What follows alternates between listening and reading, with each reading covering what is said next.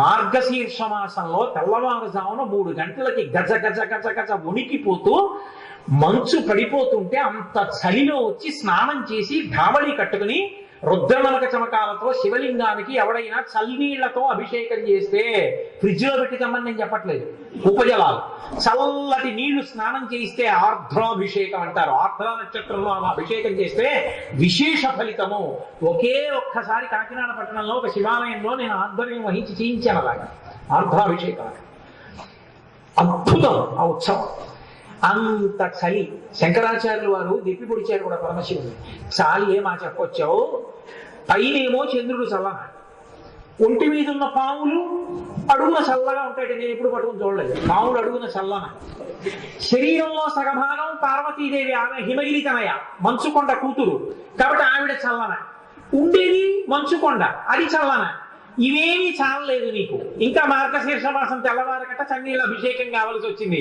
సాంబే పరబ్రహ్మణి స్వామిమే ఇవ్వలేమని ఈ నీళ్లు పుచ్చుకొని ఇంత ఫలితం ఇచ్చావా అన్నారు శంకరాచార్యులు గారు.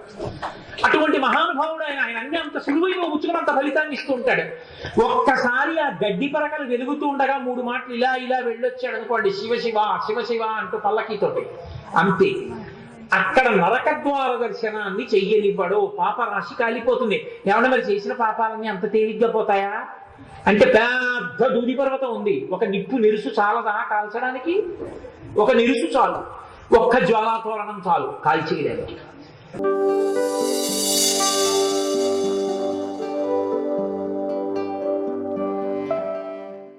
శ్రీరామాయణం కిష్కింధకాండలో లక్ష్మణస్వామి మాట అంటాడు, బ్రహ్మగ్నేచ సురాపేచ చోరీ భగ్నవ్రతి తథా నిష్కృతి విహిత సిద్ధి కృతఘ్నో నాస్తి నిష్కృతి అంటాడు. దొంగతనం చేసిన వాడికి, బ్రహ్మహత్య చేసినటువంటి వాడికి ఇచ్చిన మాట తప్పిన వాడికైనా ప్రాయశ్చిత్తం ఉందేమో, కానీ చేసిన ఉపకారాన్ని మరిచిపోయినటువంటి కృతజ్ఞుడికి మాత్రం ప్రాయశ్చిత్తం ఉంది. కాబట్టి నేను కృతజ్ఞుడను కాకూడదు. కాబట్టి వారి వచ్చి మీ ముందు 4 మాటలు చెప్పేటటువంటి ప్రయత్నంలో ఉన్నాను. సరే, ఇక విషయానికి సంబంధించినంత వరకు నువ్వు దీని మీద మాట్లాడు అని నన్నేం అడగలేదు. నేను పరోక్షంగా ప్రయత్నం చేసే వాళ్ళకి ఏమైనా అలా కోరికుందేమోనని ఒక కీర్తన పాడంటే దాన్ని బట్టి నిర్ణయిస్తాను. అయినా వాళ్ళు ఇది చెప్పు అని అడగలేదు. కాబట్టి నేనేం చెప్పినా వినడానికి సిద్ధంగా ఉన్నారనుకుంటున్నాను. అలాగని నేనేమి లౌకిక విషయాలు ప్రస్తావన చేయను. ఇక్కడ ఉన్నటువంటి దేవాలయం పేరు ఉమారామలింగేశ్వర స్వామి. ఉమారామలింగేశ్వర స్వామి దేవాలయము అన్న మాటలో శక్తి స్వరూపము ఉమా అన్న పేరుతో సంకేతింపబడింది. పురుష స్వరూపము పరమేశ్వరుడు రామలింగేశ్వరుడు అన్న పేరుతో ఉన్నాడు. మీరు కొంచెం జాగ్రత్తగా ఆలోచించండి. లోకంలో ఎక్కడైనా శివాలయం ఉంటే దాన్ని మీరు ఏ పేరు పెట్టి పిలవండి, కానీ మనం మాత్రం ఏమంటామంటే శివాలయం అంటాం. అలాగే విష్ణువాలయంలో ఉన్న స్వామిని ఏ పేరు పెట్టి మీరు పిలవండి, అది పార్థసారథి దేవాలయం అనండి, ఇంకోటి అండి విష్ణు ఆలయం అండి అంటాం. ఇది స్పష్టంగా తెలియడానికి ఆలయ శిఖరం మీద పైన త్రిశూలం ఉంటే శివాలయం, అలా కాకుండా ఆ పైన చక్రం కనపడితే అది విష్ణు ఆలయం అని గుర్తు. శిఖరాన్ని చూసి చెప్పేయచ్చు అది ఏ దేవాలయం. ఇక్కడ ఉన్న స్వామి ఉమారామలింగేశ్వరుడు, అంటే ఆయన పేరు రామలింగేశ్వరుడు. ఎలా రామలింగేశ్వరుడు అయినా? రామలింగేశ్వరుడు అన్న శబ్దం ఎక్కడ అన్వయం అవుతుందంటే రామేశ్వర క్షేత్రమునందు అన్వయం అవుతుంది. కారణం ఏంటంటే రాముని చేత ప్రతిష్ఠింపబడిన లింగము కాబట్టి అది రామలింగేశ్వరుడు అని పేరు. మరి ఇక్కడ శ్రీరామచంద్రమూర్తి దేవరాపల్లి వచ్చారని కానీ, శ్రీరామచంద్రమూర్తి ప్రతిష్ఠించారని కానీ స్థల పురాణం లేదు. ఎందుకనంటే ఇందాక నాకు స్థల పురాణానికి సంబంధించిన కాగితం ఇచ్చారు, ఇచ్చి చదవమన్నారు. అప్పుడు నేను చదివాను. ఇది మనుష్య ప్రతిష్ఠ, మీ అందరూ కలిసి కూర్చొని మాట్లాడుకుని నిర్మాణం చేసుకున్న దేవాలయం. మరి అటువంటప్పుడు ఇది రామలింగేశ్వర స్వామి దేవాలయం ఎలా అవుతుంది? అవదు. ఇంకొకటి, ఇక్కడే కాదు చాలా చోట్ల శివాలయాల్లో రామలింగేశ్వర అన్న శబ్దాన్ని వాడుతూ ఉంటారు. అవన్నీ ఎలా అవుతాయి రామలింగేశ్వర క్షేత్రాలు? రాముడు ఎక్కడ శివలింగం పెట్టాడో అక్కడ రామలింగేశ్వర క్షేత్రం అనండి. శ్రీశైలంలో రామచంద్రమూర్తి ఒక శివలింగాన్ని ప్రతిష్ఠించాడు కాబట్టి రామలింగేశ్వరం అనండి. అంతేకాని ఇక్కడికి శ్రీరాముడు వచ్చినట్టు లేని చోట ఇది రామలింగేశ్వర క్షేత్రం ఎలా అవుతుంది, ఎలా పిలిచారు పెద్దలు అంటే, ఏమయ్యా నిన్ను ప్రవచనం చేయమంటే ఆలయం పేరు తప్పట్టుకు మాట్లాడుతున్నావేమి అనుకోకండి. ఆయన రామలింగేశ్వరుడు. ఎందుకు రామలింగేశ్వరుడు అవుతాడో తెలుసా? రామచంద్రమూర్తి శివలింగ ప్రతిష్ఠ చేశారు. ఏ కారణానికి చేశారని స్కాంద పురాణం చెప్తోంది అంటే, ఆయనకి కలిగినటువంటి పాపమును తొలగతోసుకోవడానికి ఆయన లింగ ప్రతిష్ఠ చేశాడు. ఏం పాపం చేశారు ఆయన? పాపము అంటే ఏమిటి? శాస్త్ర విరుద్ధ కర్మకు పాపము అని పేరు.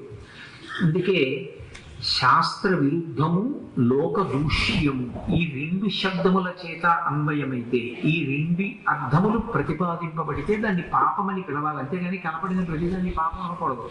శాస్త్ర విరుద్ధము. ఏది శాస్త్రము? నేను మీరు చెప్తే శాస్త్రం అవదు. తస్మాత్ శాస్త్రం ప్రమాణంతే కార్యాకార్యం వ్యవస్థితం అంటాడు భగవద్గీతలో కృష్ణ భగవానుడు. శాస్త్రము అంటే పరమేశ్వర ప్రోక్తము, ఈశ్వరుడు చెప్పింది అంటే వేదము. వేద విరుద్ధమైన పని చేస్తే పాపము. ఈశ్వరుడు ఎలా ఉండమన్నాడో అలా ఉండకపోతే పాపం వస్తుంది. రెండవది శాస్త్ర విరుద్ధము, లోక దూష్యము. వేదంలో చెప్పబడిందా అన్నది కాదు, లోకమంతా దూషించే పని చేశాడనుకోండి, అప్పుడు కూడా పాపమే. అలా ఎలా వస్తుందండి? అలా పాపం ఎలా వస్తుంది అని మీరు నన్ను అడగచ్చు. మీరు ఎప్పుడూ కూడా మధురంగానే మాట్లాడాలి, ప్రియంగానే మాట్లాడాలి. మీకు ఒక సత్యం తెలుసు కదా అని అప్రియమైన సత్యాన్ని అసందర్భంగా చెప్పారనుకోండి. ఆయన పాపం 42 రోజులు దీక్ష తీసుకుని యజ్ఞం చేశాడు. 42వ రోజు పూర్ణాహుతి చేస్తున్నాడు. ఇక పీటల నుంచి లేచి పూర్ణాహుతి సంబారాన్ని అగ్నిహోత్రంలో సమర్పించాలి. ఇప్పుడు ఆయన పూర్ణాహుతి చేస్తే ఆయన దీక్ష పూర్తయిపోయింది. ఖచ్చితంగా ఆయన పూర్ణాహుతికి లేస్తుంటే మీకు ఒక విషయం తెలిసింది, ఆయన పెద్ద తండ్రి గారు చనిపోయారు. ఇప్పుడు మీకు ఒక సత్యం చెప్పే అవకాశం వచ్చింది. ఆయనతో మీరు చెప్పారనుకోండి, అయ్యా మీ పెదనాయన గారు పోయారు అని చెప్పారనుకోండి, మీరు చెప్పింది సత్యమే. కానీ ఇన్నాళ్ళ నుంచి అబద్ధాలు ఆడుతున్నా, ఇన్నాళ్ళకి నాకు సత్యం చెప్పే అవకాశం వచ్చిందని గబగబా వెళ్ళి పూర్ణాహుతి చేస్తున్న వాడి దగ్గరికి వెళ్ళి, అయ్యా మీ పెదనాన్నగారు పోయారండి అన్నారు అనుకోండి, ఇప్పుడు ఆయన పూర్ణాహుతి చేయకూడదు, అశౌచ్యం వస్తుంది. ఆయన ఆగిపోయి నా దీక్ష భగ్నం అయిపోయింది, అయ్యయ్యో నేను మళ్ళీ ఎప్పటికి చేయగలను అని ఏడుస్తూ కూర్చున్నాడు అనుకోండి. ఇప్పుడు 10 మంది ఏమంటారు? ఇంకా ఒక 10 నిమిషాలు పోనీ ఆయన ఏమైనా కర్త, ఆయన ఏమైనా ప్రేతం దగ్గరికి వెళ్ళి చేయవలసింది ఉందా? వాళ్ళ పెద్దనాన్నగారికి కోరుకుంటున్నారు, ఒక్క పావు గంట అయితే పూర్ణాహుతి అయిపోతుంది కదా, అంత 10 నిమిషాల్లో ఎందుకు చెప్పేవారు వెళ్ళి అంటారు. అంటే లోకము చేత దూషింపబడింది. లోకము చేత దూషింపబడిన పని ఏది చేసినా అది పాపమే. అంటే ఇప్పుడు శాస్త్రమాకు ప్రకారం సత్యం పలకాలి కదండి, ఆయన సత్యమే కదండి పలికాడు, మరి పాపం ఎందుకు వస్తుంది అంటే లోకదూష్యమైన పని చేశాడు కాబట్టి పాపమే. అందుకే పాపము అన్న మాటని నిర్వచనం చేశారు. ఈ రెండిటి పరిధిలోకి ఏది చేసినా అది పాపకర్మయే. శాస్త్ర విరుద్ధము, లోకదూష్యము. రామచంద్రమూర్తి శాస్త్ర విరుద్ధ కర్మ ఒక్కటే చేశారు జీవితాన్ని.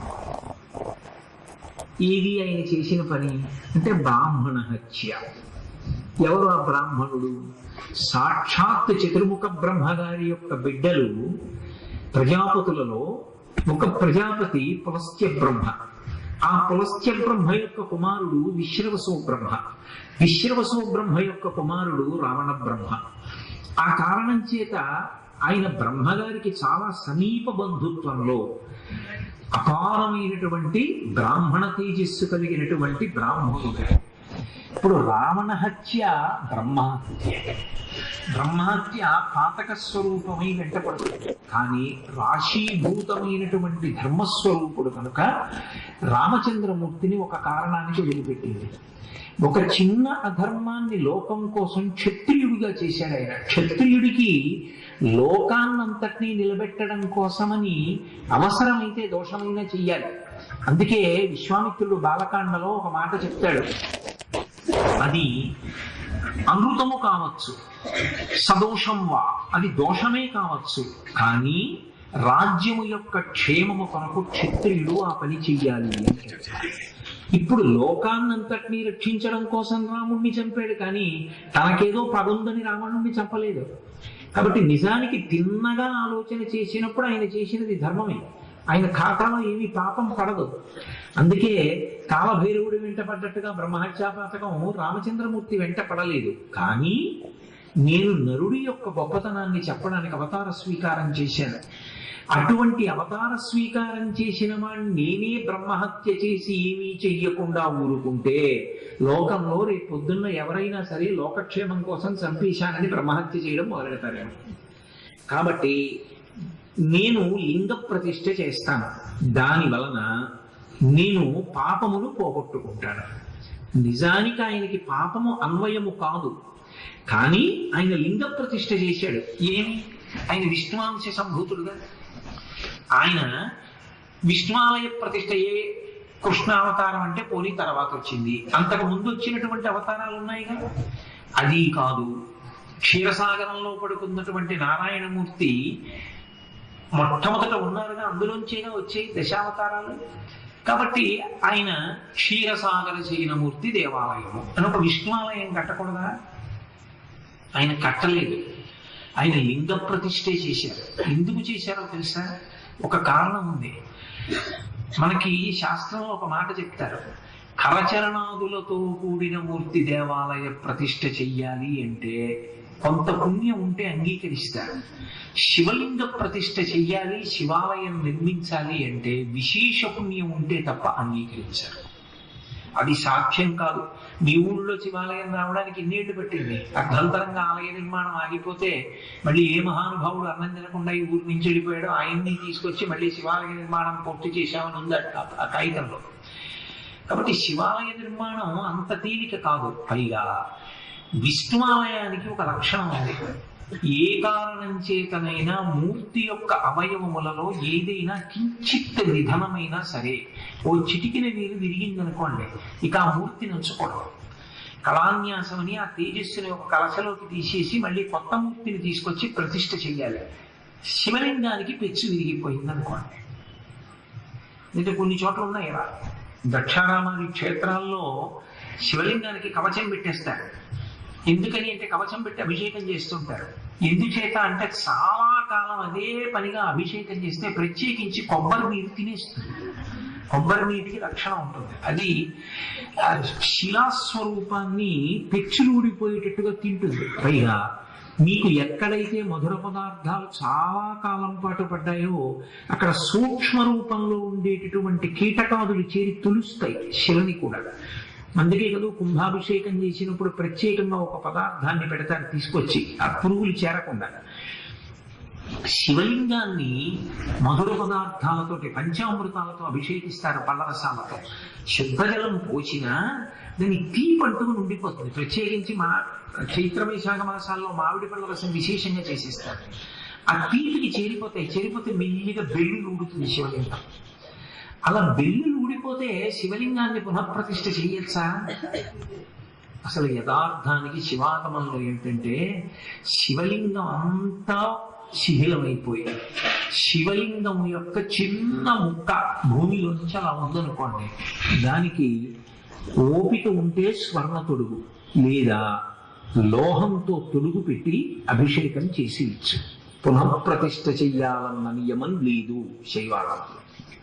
అందుకే శివలింగాన్ని ప్రతిష్ఠ చేసినప్పుడు ఏమవుతుందంటే అది కాలమునందు పునఃప్రతిష్ఠ పొందదు.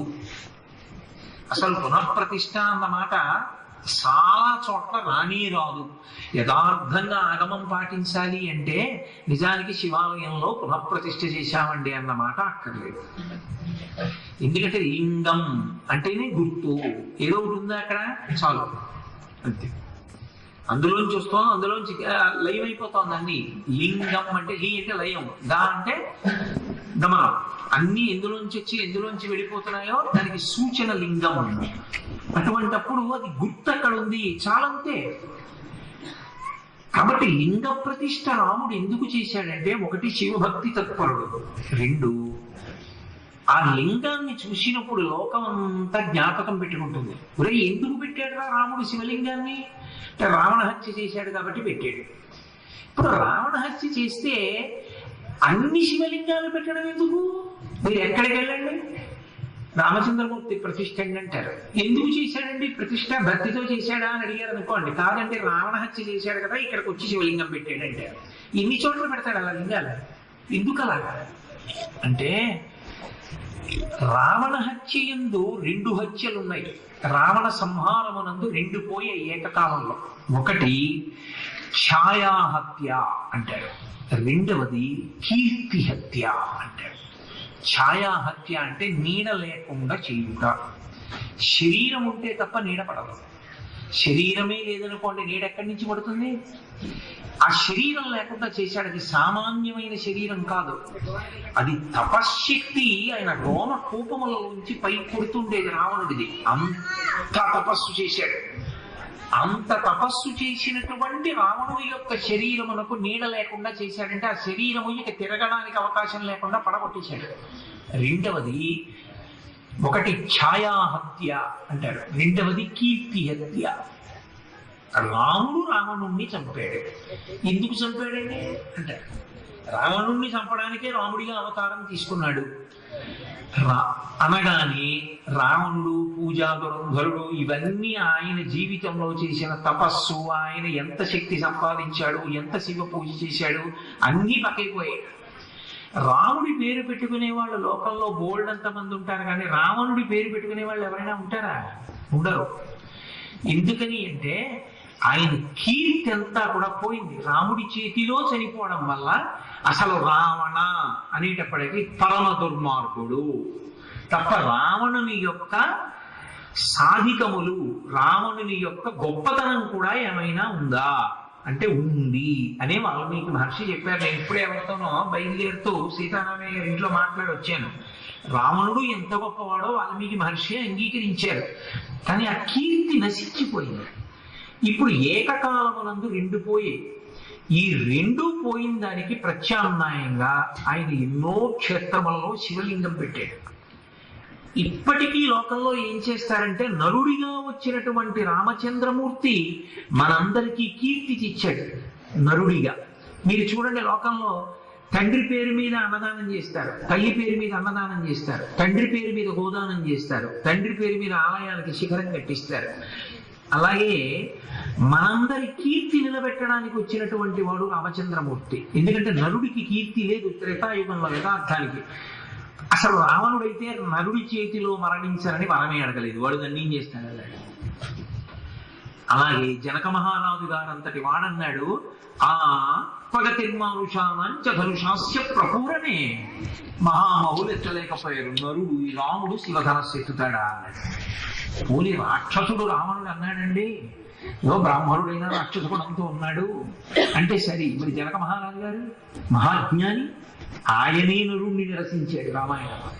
పగతిర్మానుషానంచ ధనుషాస్య ప్రపూరణి, ఆరోపణి వేగనే అని దీన్ని ఎలా ఎక్కువ పెడతాడు, ఎలా బాణం విడిచిపెడతాడు? ఒక మనుష్యుడికి సంభవం కుదరదన్నాడు. అంటే మనుష్యుడు నిరసింపబడ్డాడు త్రేతాయుగంలో. అప్పుడు వచ్చాడు మనుష్యుడిగా రామచంద్రమూర్తి. మనుష్యుల కీర్తిని నిలబెట్టాడు. మనుష్యుడు ఎన్ని సాధించగలడో చూపించాడు. చూపించి మనుష్యుడు అవసరమైతే తన ధర్మంతో, ధర్మానికి నిలబడినటువంటి వాడు ఒక ప్రాణిని ఉన్నత లోకములకు కూడా పంపగలడు. అందుకే జటాయుని నీవు కోరుకున్న లోకములకు విడిపో అన్నాడు. దేవతలు వచ్చి ఆయన ముందు నిలబడ్డాడు. ఒక నరుడు ఎంత గొప్ప స్థితికి ఎదగగలడు రాముడు నిరూపించి, రామచంద్రమూర్తి నరుడి యొక్క వైభవాన్ని నిలబెట్టాడు. రాముడు లేని నాడు అసలు నరుడికి ఇంత ఖ్యాతి లేదు. అందుకే మనం ఏం చేస్తామంటే, మన తాతగారి పేరు మీద ఆలయానికి గోపురం కట్టినట్టు, మన నాన్నగారి పేరు మీద అన్నదానం చేసినట్టు, నరులకందరికీ కూడా మార్గదర్శకుడైనటువంటి రామచంద్రమూర్తి పేరు మీద లింగ ప్రతిష్ఠ చేసుకుంటూ ఉంటాం. అలా లింగ ప్రతిష్ఠ చేసుకున్న దేవాలయాన్ని రామలింగేశ్వరుడు అంటారు. ఆ రామలింగేశ్వరుడి దర్శనం చేస్తే వెంటనే ఎవరు స్ఫురణకొస్తారంటే, నరుడు ఈశ్వరుడు ఇద్దరు స్ఫురణకు వస్తారు. నరుడిగా వచ్చి ఈశ్వర స్థాయిని పొందినవాడు రామచంద్రమూర్తి. అందుకే రామలింగేశ్వర దర్శనాన్ని ఎవరు నిరంతరము చేస్తారో వారికి ధర్మమునందు అనురక్తి ఏర్పడి ఆ ధర్మానుష్ఠాన బలం చేత జ్ఞానము కలుగుతుంది. అందుకే రామలింగేశ్వరుడు కాదు. రామలింగేశ్వరుడు అన్న పేరు చెప్పడానికి ఇంకొక కారణం ఉంది. రామలింగేశ్వరుడు ఎక్కడ ఉంటాడు? రామేశ్వరమునందు ఉంటాడు. రామేశ్వర క్షేత్రమునందు రాముని చేత ప్రతిష్ఠింపబడిన ప్రధాన లింగం ఎక్కడుందో ఆ రామలింగ క్షేత్రానికి ఒక మర్యాద ఉంది లోకంలో. అది సంపూర్ణ తీర్థయాత్రకి హద్దుగా నిలబడుతుంది. అంటే అసలు నిజానికి భరతఖండం అంతా తిరిగి మనం దర్శనం చెయ్యవలసినటువంటి క్షేత్రములు కొన్ని లక్షలు ఉన్నాయి. మనుష్య జన్మ ఎత్తిన వాడు అవన్నీ దర్శనం చెయ్యాలి. ఎక్కడ చేస్తాం? అందుకే లోకంలో ఒక నియమం ఇచ్చారు. నువ్వు అన్ని వెళ్ళలేకపోతే ఇంక నేను పెద్దవాడిని అయిపోతున్నాను, ఇంక నేను అన్ని తిరగలేను, అన్ని క్షేత్రాలకు వెళ్ళలేను, నేను సంపూర్ణ తీర్థయాత్ర చేసేస్తున్నాను అని అనుకున్న వాళ్ళు ఏం చేస్తారంటే ఒక పని చేస్తారు. కాశీ వెళ్ళి విశ్వేశ్వరుడికి అభిషేకం చేసి గంగ నీళ్లు పట్టుకుని రామేశ్వరం పెడతారు. అంటే కాశీ నుంచి గంగ తెచ్చి 3 ఏళ్ళు ఇంట్లో ఉండి రామేశ్వరం పెడితే కుదరదు. కాశీ వెళ్ళి గంగ పట్టుకుని రామేశ్వరం వెళ్ళిపోవాలి. వెళ్ళిపోయి రామేశ్వర క్షేత్రంలో ఆ గంగా జలాలతో రామేశ్వర లింగానికి అభిషేకం చెయ్యాలి. అక్కడ సముద్రం దగ్గర ఉన్నటువంటి ఇసుక తీసుకొని మళ్ళీ వెంటనే కాశీ వెళ్ళిపోవాలి.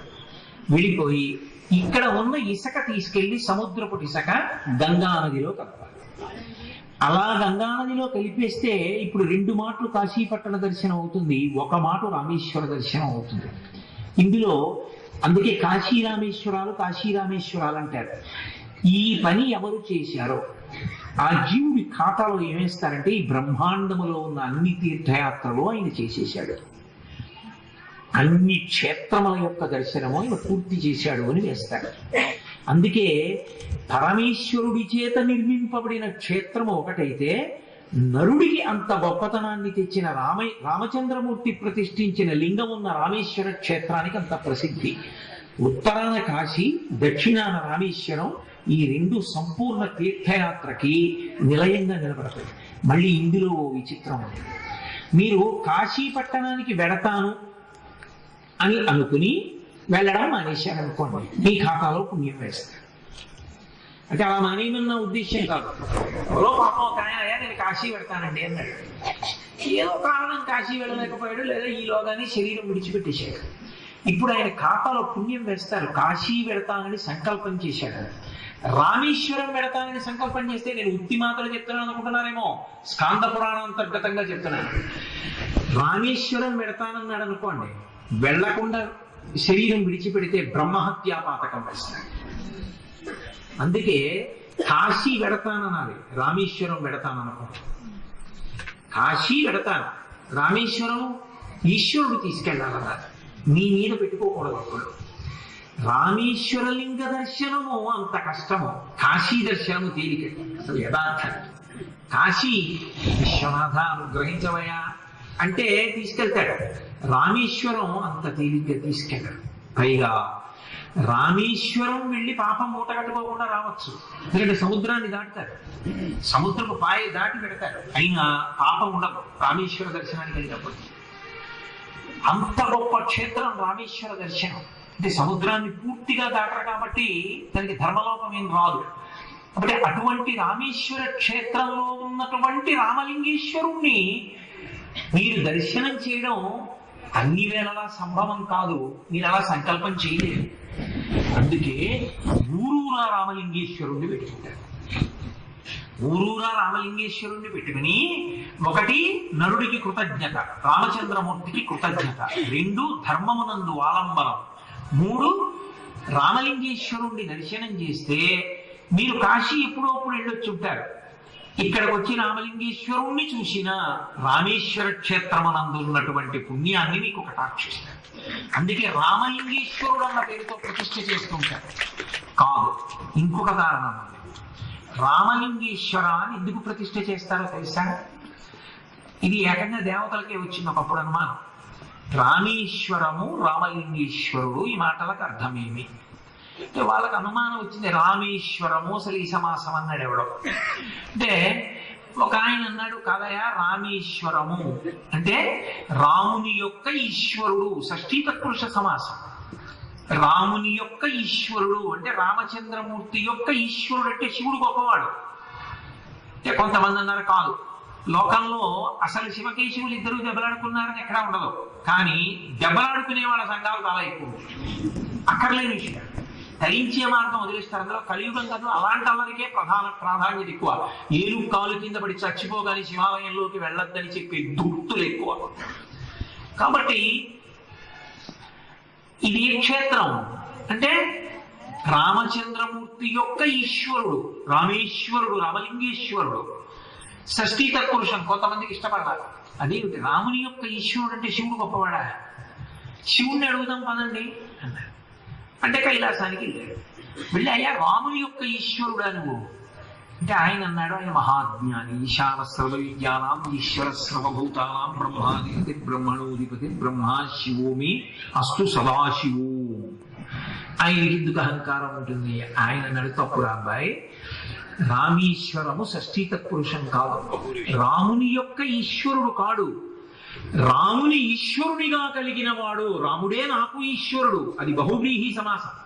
రాముని ఈశ్వరునిగా కలిగిన వాడు, కలవి కలవాడు వస్తే వ్యాకరణంలో బహువ్రీహి, కాబట్టి ఇది బహువ్రీహి సమాసం రా అన్నాడు. అంటే చూసావా, నేను చెప్పామా, శివుడు గొప్పవాడు కాదు, శివుడికి కూడా రాముడే గొప్పవాడు. అంటే వెంటనే శివుడి పక్షపాతులు అన్నారు, తప్పు, మా శివుడు అహంకారం లేనివాడు, వినయం, అందుకే అలా అంటాడు. అంటే వాళ్ళు అన్నారు, సరే రాముడిని అడుగుదాం బాగా. ఇప్పుడు రాముడు విష్ణువుగా ఉన్నాడుగా, వైకుంఠానికి వెళ్ళాడు. వెళ్ళి వైకుంఠంలో ఆయన అడిగారు, అయ్యా స్వామి, రామేశ్వరము రామలింగేశ్వరము బహువ్రీహి కదూ, రాముని ఈశ్వరుడిగా కలిగిన వాడు, నువ్వు ఈ శివుడికి ఈశ్వరుడివి అవునా అంటే ఆయన అన్నాడు, తప్పు, శివుడు అలా అంటాడు పక్క, ఆయనకి నిరాడంబరత్వం, అందుకని అలా అంటాడు. అసలు నిజానికి షష్ఠీ తత్పురుష సమాసమే నిజం. రాముని యొక్క ఈశ్వరుడు, శివుణ్ణే నేను ఆరాధిస్తానన్నాడు. వీళ్ళందరూ బయటికి వచ్చి ఇంట్రెస్ట్, విష్ణువు దగ్గరికి వెడితే శివుణ్ణి నేను ఆరాధిస్తానంటాడు, శివుడి దగ్గరికి వెడితే శివుడు విష్ణువుని ఆరాధిస్తానంటాడు. అసలు శివుడా విష్ణువా? ఎవరు ఎవరిని ఆరాధిస్తారు? ఎవరెవరికన్నా గొప్ప? వీళ్ళిద్దరూ చెప్పట్లేదు. ఇప్పుడు మూడో మనిషిని అడగాలి. ఆ మూడో మనిషి పనికి మాలినవాడు, ఆటో వెనక అడ్వర్టైజ్మెంట్లు పెట్టుకుని ఈశ్వరుడు గురించి తిరిగేవాడిని అడిగితే వాడేం చెప్తాడు? అందుకని సరిగ్గా జ్ఞానం ఉన్నవాడిని అడగాలి. 4 ముఖములతో భగవంతుని యొక్క శబ్దాన్ని ఉచ్చరించేవాడు, 4 వేదములు చెప్పేవాడు, నాలుక మీద సరస్వతి ఉన్నవాడు, తామర పువ్వులు కూర్చునేవాడు, సృష్టి చేసినవాడు, చతుర్ముఖ బ్రహ్మగారు. ఆయన అడుగుదాం, ఆయన చెప్తాడు. సరస్వతీపతి వాణీపతి కాబట్టి హిరణ్య గర్భుడు. ఆయన దగ్గరికి వెళ్ళాడు, అయా రామేశ్వరము రామలింగేశ్వరము ఇది షష్ఠీ తత్పురుష సమాసమా బహువ్రీహి సమాసమా? రాముని యొక్క ఈశ్వరుడా, రాముని ఈశ్వరుడిగా కలిగిన వాడా? ఏది నిజం? ఆయన అన్నాడు, ఓరి మీ జ్ఞానం మండిపోను, దీనికి సత్యలోకానికి వచ్చారా? ఇది బహువ్రీహి సమాసము కాదు, షష్ఠీ తత్పురుష సమాసము కాదు. రాముడే ఈశ్వరుడైనాడు, అయినాడు అని ఉంది కాబట్టి విశేషణ పూర్వపద కర్మధారయ సమాసం ఇది. కాబట్టి రాముడే ఈశ్వరుడైనాడు, రాముడొకడు ఈశ్వరుడొకడు కాడురా, రాముడే ఈశ్వరుడు, శివకేశముల మధ్య భేదము లేదు అని చెప్పిన క్షేత్రం ఏదుందో అది రామలింగేశ్వర క్షేత్రము, అది రామేశ్వర క్షేత్రము. కాబట్టి రోజు రామలింగేశ్వరుణ్ణి దర్శనం చేస్తే ఏమవుతుంది? శివకేశవుల మధ్య భేదము తొలగిపోతుంది. శివుడా విష్ణువా ఈ అల్లరు ఉండదు. హాయిగా ఒక పరమాత్మే కరచరణాదులతో కనబడితే విష్ణువు, ఆ పరమాత్మే కరచరణాదులు లేని అరూప రూపిగా ఉంటే మహానుభావుడు శివలింగం. అందుకు కదూ శ్రావణ మాసంలో అర్ధరాత్రి వేళ 12 గంటలకి కరచరణాదులతో కనపడినటువంటి నల్లని శరీరం ఉన్నవాడు నల్లని అజ్ఞానాన్ని పోగొడతాడు శ్రీకృష్ణ పరమాత్మ. శ్రావణ మాసం అష్టమి అర్ధరాత్రి పుట్టాడు. అక్కడి నుంచి 6 నెలలు లెక్క పెట్టండి. భాద్రపదము, ఆశ్వీజము, కార్తీకము, మార్గశీర్షము, పుష్యము, మాఘము. మళ్ళీ 6 నెలలు తిరిగేటప్పటికి మాఘమాసంలో కృష్ణపక్షంలో చతుర్దశి నాటి అర్ధరాత్రి వేళ 12 గంటలకి కరచరణాదులు లేకుండా లింగస్వరూపంతో ఆవిర్భవించాడు మహాశివ. అక్కడ కరచరణాదులు ఉన్నాయి, ఇక్కడ కరచరణాదులు ఉంది. మరి ఏమంటే మాస శివరాత్రులు ఉన్నాయి కదా, ఇది మహాశివరాత్రి ఎందుకైంది మాఘమాసంలో అంటే, మాఘమాసంలో వచ్చినటువంటి చతుర్దశి నాటి అర్ధరాత్రి వేళ ఆవిర్భవించిన లింగం ఏదుందో అది జ్యోతిర్లింగము. అందుకే మనం మిగిలినవి శివాలయాలన్నా లింగాలన్నా 12 మాత్రం జ్యోతిర్లింగాలని పిలుస్తాం. 12 జ్యోతిర్లింగములు. నిజానికి మిగిలినవన్నీ కలిపి జ్యోతిర్లింగములు లేవు. లోకంలో ఒక ఆచారం ఒకటి ఉంది, జ్యోతిర్లింగార్చన చేశాము అని శివలింగాన్ని జ్యోతుల రూపంలో పెట్టి ఆరాధన చేస్తుంటారు. కానీ మీరు జాగ్రత్తగా ఆలోచించండి, శాస్త్రంలో ఒక జ్యోతి లింగ స్వరూపం. జ్యోతులన్నీ కలిపి లింగం అవదు, ఒక జ్యోతి లింగం. అందుకే యజుర్వేదంలో రుద్రాధ్యాయానికి ప్రారంభంలో ధ్యాన శ్లోకం ఏమంటుందంటే, ఆపాతానన భక్తలాంత భువన బ్రహ్మాండమా విస్ఫుర జ్యోతి స్ఫాటిక లింగ. పాతాళం నుంచి బ్రహ్మాండం పై వరకు ఒకే శివలింగం ఏర్పడింది, జ్యోతిర్లింగం. జ్యోతిర్లింగం అంటే ఏంటి అసలు? కాశీలో జ్యోతిర్లింగం ఉంది, సౌరాష్ట్రే సోమనాథం చ శ్రీశైలే మల్లికార్జునం ఉజ్జయిన్యాం మహాకాళం చదువుతుంటాం కదా. జ్యోతిర్లింగం అంటున్నారు కదా, పోలి మిగిలిన వదిలేయండి. శ్రీశైలం మీ అందరూ వెళ్ళిందే, కాశీ మీ అందరూ వెళ్ళిందే. శ్రీశైలంలో లోపల శివలింగం ఉందా, దీపం ఉందా? జ్యోతి అంటే దీపం కదా, మరి అక్కడ దీపం ఉందా, శివలింగం ఉందా? శివలింగం ఉంది, అదేం జ్యోతి కాదు. నేను తలుపులన్నీ వేసి లైట్ అర్పించాను అనుకోండి, శివలింగం ఎక్కడుంది చెప్పంటే చెప్పగలరా? మీకు ఇంకో దీపం ఉండాలి కదా. ఇంకో దీపం అక్కడ వెలిగితే మొట్టమొదటిసారి వెళ్ళిన వాడికి కళ్ళకు గంతల కట్టో, లేకపోతే చీకట్లో కటిక చీకట్లోనో తీసుకెళ్లి తలుపులు వేసేసి శ్రీశైలం అంతరాలయంలో ఉరే ఎక్కడుందిరా శివలింగం అన్నారనుకోండి, చెప్తాడా? ఓ ప్రమిది చేతికి ఇచ్చారనుకోండి, అదిగోనండి లింగం అంటే. ఇప్పుడు అది జ్యోతిర్లింగం అయితే జ్యోతి ఎందుకు కావాల్సి వచ్చింది నీకు? మరి అది దీపం అయితే దీపాన్ని చూడటానికి దీపం ఉంటుందా? లోకంలో ఏదైనా ఒక వస్తువుని చూడడానికి దీపం ఉంటుంది, కానీ దీపాన్ని చూడడానికి దీపం పెడతాడా ఎవడైనా? పెట్టడు.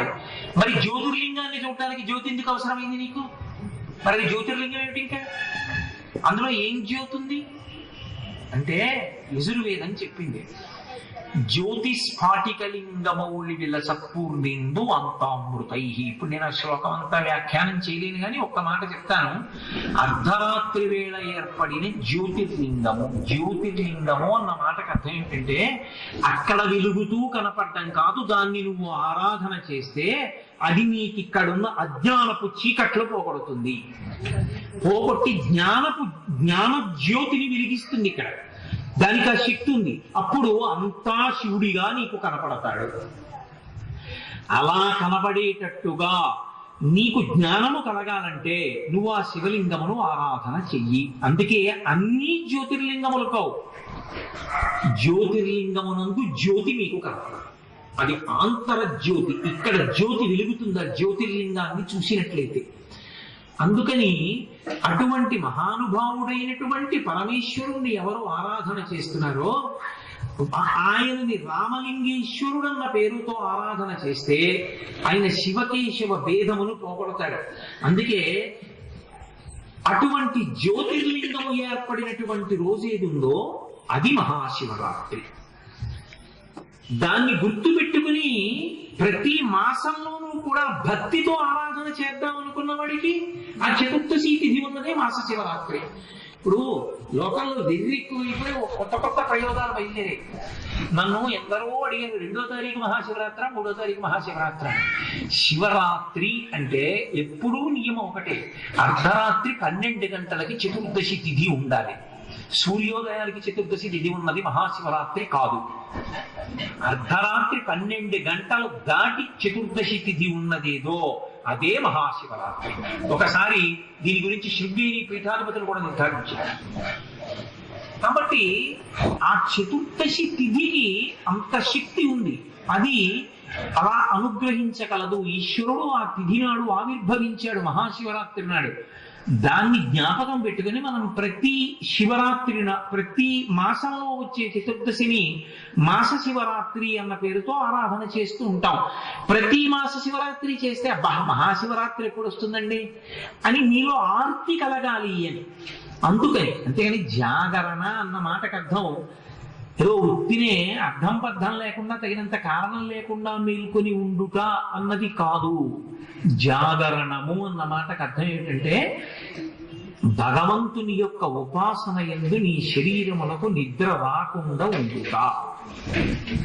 అలా నువ్వు నిలబడగలిగితే, అలా అర్ధరాత్రి వేళ శివలింగ ఆవిర్భావాన్ని అలా నువ్వు ధ్యానం చెయ్యగలవా అని అడిగింది వేదం.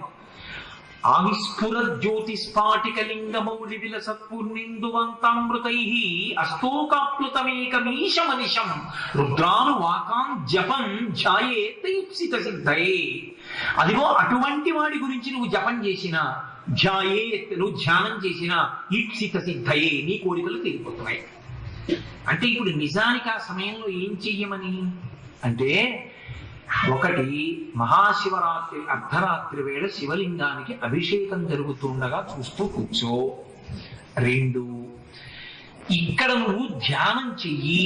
శివలింగం కటిక చీకట్లో ఎలా ఆవిర్భవించి ఉంటుంది, వెలుతురు చిమ్ముతూ. చీకట్లోనే వెలుతురుకి ఎక్కువ ప్రాధాన్యత ఉంటుంది కాబట్టి ఆ జ్యోతిర్లింగాన్ని భావన చెయ్యి. మూడు, నువ్వేవీ చెయ్యలేకపోతే రుద్రాన్ని పారాయణ చెయ్యి. రుద్రానికి ఒక శక్తి ఉంది. రుద్రంతో అభిషేకమే చెయ్యాలి అని లేదు. రుద్రాన్ని మీరు పారాయణ చేస్తే చాలు. అందున పైకి శబ్దం రాకుండా లోపల కానీ పారాయణ చేశాడనుకోండి, దాని శక్తి మరింత ద్విగుణీకృతం. అర్ధరాత్రి 12 గంటల వేళ రుద్రాన్ని పారాయణ చేస్తూ కూర్చున్న వాడికి కూడా అంతే శక్తి. అంతకన్నా సులువు తీసుకురావడానికి, అంటే ఒక వయసు దాటిన తరువాత ఉండలేడేమో అని ఇంకొకటి సౌకర్యం ఇచ్చాడు. మాఘకృష్ణ చతుర్దశి నాటి అసుర సంధ్య వేళ, ప్రదోష వేళ ఒక్క మారేడు దళమైన శివలింగం మీద ఎవడు వేస్తున్నాడో వాడికి ఇక మోక్షం వస్తుందా అన్న ప్రశ్న అడగవద్దు. ఇచ్చి తీరుతాం. ఎందుకని అంటే ఆ మారేడు దళానికి, ఆ శివలింగానికి ఉన్న శక్తి అటువంటిది, ఆ దేశకాలములు అటువంటివి. ప్రదోష వేళలో శివలింగం మీద ఎవరు వేస్తున్నారో మారేడు దళాన్ని, వాడు మోక్షమునకు అధికారి అంతే. కాబట్టి నువ్వేమీ చెయ్యలేవు. మారేడు దళం తెచ్చుకుని మారేడు దళాన్ని ఓం శివాయ నమః, శివాయ నమః, నీకు ఇంకేమీ రావక్కర్లా. శివాయ నమః ఒక మారేడు దళం వేస్తుంటే చాలు, నీకు ఇచ్చేస్తారు. ఎలా ఇచ్చేస్తారండి? ఓ మారేడు దళం వేస్తే అయిపోతుందా? అలా ఎలా వస్తుంది అని మీకు అనుమానం రావచ్చు. ప్రత్యామ్నాయము అని లోకంలో ఒకటి ఉంటుంది. అన్నం తినకుండా మంచాన పడి ఉంటాడు ఒక ఆయన. డాక్టర్ గారు ఏం చేస్తారు? ఓ సెలైన్ బాటిల్ పెట్టి సూది పెట్టి ఎక్కిస్తాడు. వాడు బతికాడా చచ్చిపోయాడా?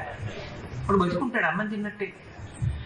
అన్నం తినని వాడు పండు తిన్నాడు, పండు తినని వాడు పాలు తాగాడు. బతికే ఉన్నాడా లేదా? మళ్ళీ అన్నం తినే వరకు అది పనికి వస్తుంది. అదేంటండి పాలు తాగితే ఎలా పనికి వస్తుందండి అంటే, పనికి వస్తుంది. ఒకప్పుడు అన్నం పెడితే వికటిస్తుంది, పాలు తాగితే బతుకుతాడు. పసిపిల్లాడికి అన్నం పెడతావా? పాలు ఇస్తే చాలు. ఒకప్పుడు కేవలం పాలే తాగుతానంటే దెబ్బతింటాడు. కొన్నాళ్ళు తాగి తర్వాత అన్నం తినాలి. ఒకప్పుడు ఉన్నది ఒకప్పుడు పనికి రాదు. అది దేశము కాలము అవస్థ బట్టి మారుతుంది. మహాశివరాత్రి వచ్చేటప్పటికీ మారేడు దళంతో చేసేటటువంటి పూజకి ఏ శక్తి ఇస్తారంటే, ప్రదోష వేళలో మీరు మారేడు దళం వేశారనుకోండి, నువ్వు తవ్వించాడు. ఓ మారేడు దళం వేశారు, పెద్ద తటాకం తవ్వించాడు. ఓ మారేడు దళం వేశారు, శివాలయం కట్టేశాడు.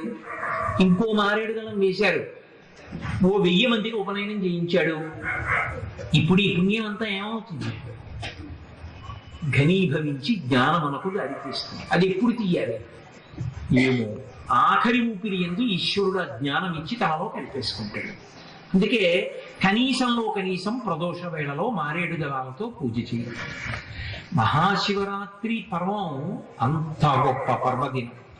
అందుకని రామలింగేశ్వర క్షేత్రము ఇటువంటి క్షేత్రంలో ఆరాధన చెయ్యగలిగితే అది ద్విగుణీకృత పుణ్యం, పరమేశ్వరుని యొక్క అనుగ్రహం విశేషంగా వర్షిస్తుంది.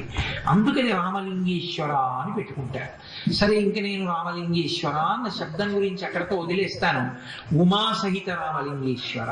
ఉమా ఆవిడ ఒక ఆవిడే అన్ని. ఉమా కాత్యాయని గౌరీ కాళీ హైమవతీశ్వరి శివా భవాని రుద్రాణి అని కదా, ఇవన్నీ అమ్మవారి నామాలే. నామము అన్న మాట ఎక్కడొచ్చినా గుర్తు పెట్టడానికి పిలిచిన పేరు కాదు.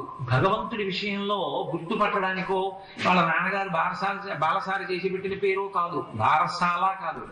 బారసాల అంటే చాలా భారమైనటువంటి శాల, చాలా బరువైనటువంటి ఓ పాక.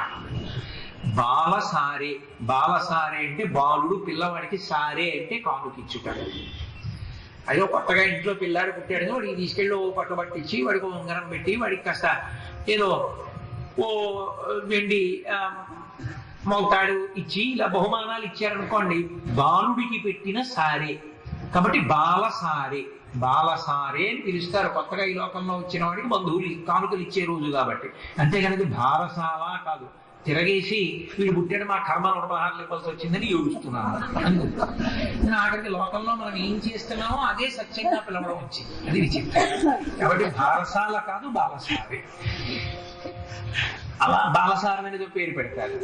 అది ఎందుకు అంటే వాడు గుర్తుపట్టడానికి. ఇంతమంది ఉన్నారనుకోండి, వాళ్ళని ఎవరినో పిలవవలసి వస్తే ఆ పిలవమన్న ఉద్దేశం కాదు. సభలో ఏదో వాడి పేరు పెట్టి పిలిస్తే వాడు ఓయ్ అంటుంటాడు. అలా ఈశ్వరుణ్ణి పిలవమని కాదు. ఈశ్వరుడికి పేర్లు ఎందుకు వస్తాయంటే అన్ని పేర్లు ఎవరో పెట్టారని మీరు భావన చేయకూడదు. అవి గౌణములు. గౌణములు అంటే భగవంతుని యొక్క గుణముల వలన పేరు వస్తుంది. అమ్మవారికి కూడా గుణము వలన పేరు వచ్చింది ఒక్కొక్కప్పుడు. అందుకే ఆవిడ ఏం గుణం ప్రకటించింది? ఉమా అంటే ఆమె తపస్సుకి బయలుదేరింది. పరమేశ్వరుణ్ణి భర్తగా చేసుకుంటాను. తల్లి మేనకాదేవి వచ్చింది, ఉమా వెళ్ళవద్దు. హిమవంతుడు వచ్చన్నాడు, ఉమా వెళ్ళవద్దు. దేనికి వెళ్ళవద్దు? సినిమాకో షికారుకో కాదు, పరమేశ్వరుణ్ణి భర్తగా చేసుకోవడానికి తపస్సు చేయడానికి వెళ్ళవద్దు. ఏం వాళ్ళకెందుకు కోపం? ఎందుకు వెళ్ళొద్దంటారు అంటే వాళ్ళకు భయం. ఏమిటా భయం? ఆవిడ పరమశివుడు తపస్సు చేస్తుంటే సేవ చేసింది ఇద్దరు మంత్రులు. సేవ చేస్తే ఈవిడికి ఆయన్ని భర్తగా చేసుకుందామని ఉంది. నిజానికి ఆయన కూడా ఆవిడ్ని భార్యగా చేసుకుందామని తపస్సు చేశాడు. నిజ తపఫలాభ్యాం అన్నారు కూడా శంకరాచార్య వారు. మరి ఏమిటి అభ్యంతరం? మన్మధుడు బాణం వేశాడు. దానికంత కోపం ఎందుకు? దంపతుల మీద మన్మథ బాణం పడదు అంటే సృష్టి చేసిన నా మీద నా సృష్టిలో వచ్చిన వాడు బాణం వేయడమే.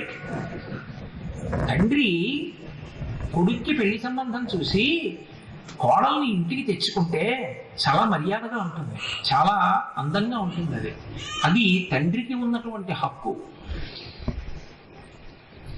తప్ప కొడుకు తండ్రి దగ్గరికి వెళ్ళి అమ్మాయి నువ్వు ఎలా భరిస్తున్నావమ్మా అన్నాడు అనుకోండి, చాలా అసహ్యంగా ఉంటుంది. అది కుసంస్కారం. తండ్రి అమ్మ చేత ఎలా భరింపబడుతున్నాడని ప్రశ్న వేయడానికి అది నిన్ను కన్నది తండ్రి. అదే నువ్వు అడగవలసిన ప్రశ్న. అపసహ్యంగా ఉంటుంది. నా సృష్టిలో వాడు నా మీద బాణం వేయడం ఏమిటి? కామం కలగడం అసహ్యం కలది. మన్మధుడు ఆయన మీద బాణం వేసి కామం కల్పించడం హద్దు మీరాడు, కాల్చేసాడు. ఇప్పుడు కాముణ్ణి కాల్చిన వాణ్ణి భర్తగా చేసుకుంటానని తపస్సేం నీకు? కాబట్టి వద్దమ్మా, చాలా కష్టం, అలాంటి వాడిని లొంగ తీసుకోలేదు, వెళ్ళదు. కాబట్టి ఉమా వెళ్ళొద్దన్నారు. ఆవిడ వెళ్ళకపోతే ఏమై ఉండేది? మనం ఎవరం ఉన్నాం. కారణం ఏమి? తండ్రి లేకుండా లోకం ఎక్కడి నుంచి వస్తుంది? జగతపితరం వందే పార్వతీ పరమేశ్వరం. ప్రకృతి పురుషుడు కలిసి ఉండాలి. కలిసి ఉంటేనే సంతానోత్పత్తి. ఈ లోకములన్నీ పుట్టాలంటే వాళ్ళిద్దరూ తల్లిదండ్రులుగా ఉండాలి. మరి ఇప్పుడు తండ్రిని తెచ్చి పక్కన కూర్చోబెట్టుకోవాలి ఆవిడ. తండ్రి అంటే మన తండ్రిని ఆయన చేత తాళి కట్టించుకోవాలి. ఆయన ఇష్టపడి తాళి కట్టి కామేశ్వరుడై పక్కన వచ్చి కూర్చుని అమ్మవారిని సంతోషంగా చూస్తే తప్ప జగత్తు ఉత్పత్తి కాదు. ఇప్పుడు ఆవిడ ఉమా అంటే తపస్సుకి వెళ్ళవద్దు. ఆవిడ ఎందుకు వెడతాను? పెంకితనానిక హఠానిక కాదు. రెండు కారణాలు కాదు. ఏమిటా రెండు కారణాలంటే, నేను ఎంతమందికైనా కూతురుగా వస్తాను. ఒకప్పుడు దక్షుడికి వచ్చాను దాక్షాయిని, ఒకప్పుడు భృగు మహర్షికి వచ్చాను భార్గవి, ఒకప్పుడు అదిగో ఆ దక్షిణ భారతదేశంలో ఆ మలయ శబ్దం చేత పిలవబడేటటువంటి మధురా నగరాన్ని పరిపాలించినటువంటి రాజుకి కుమార్తెగా వచ్చింది మీనాక్షి. అలాగే ఒకనకొకప్పుడు హిమవంతునికి కుమార్తెగా వచ్చింది హిమగిరి తనయే హేమలతే. కాబట్టి హిమగిరి యొక్క కుమార్తె అయిన హేమలత బంగారు తీయ, అటువంటి కుమార్తెగా వచ్చింది కాబట్టి హైమవతి. ఎంతమందికైనా కూతురవుతుంది, భార్య మాత్రం ఒక్క పరమేశ్వరుడికి. అది ఆవిడ పాతివ్రత్యం. భర్త ఒక్కడే, అసలు ఇంకొక మాట అనడానికి వీల్లేదు ఎవడో. ఆయన ఒక్కడే పతి.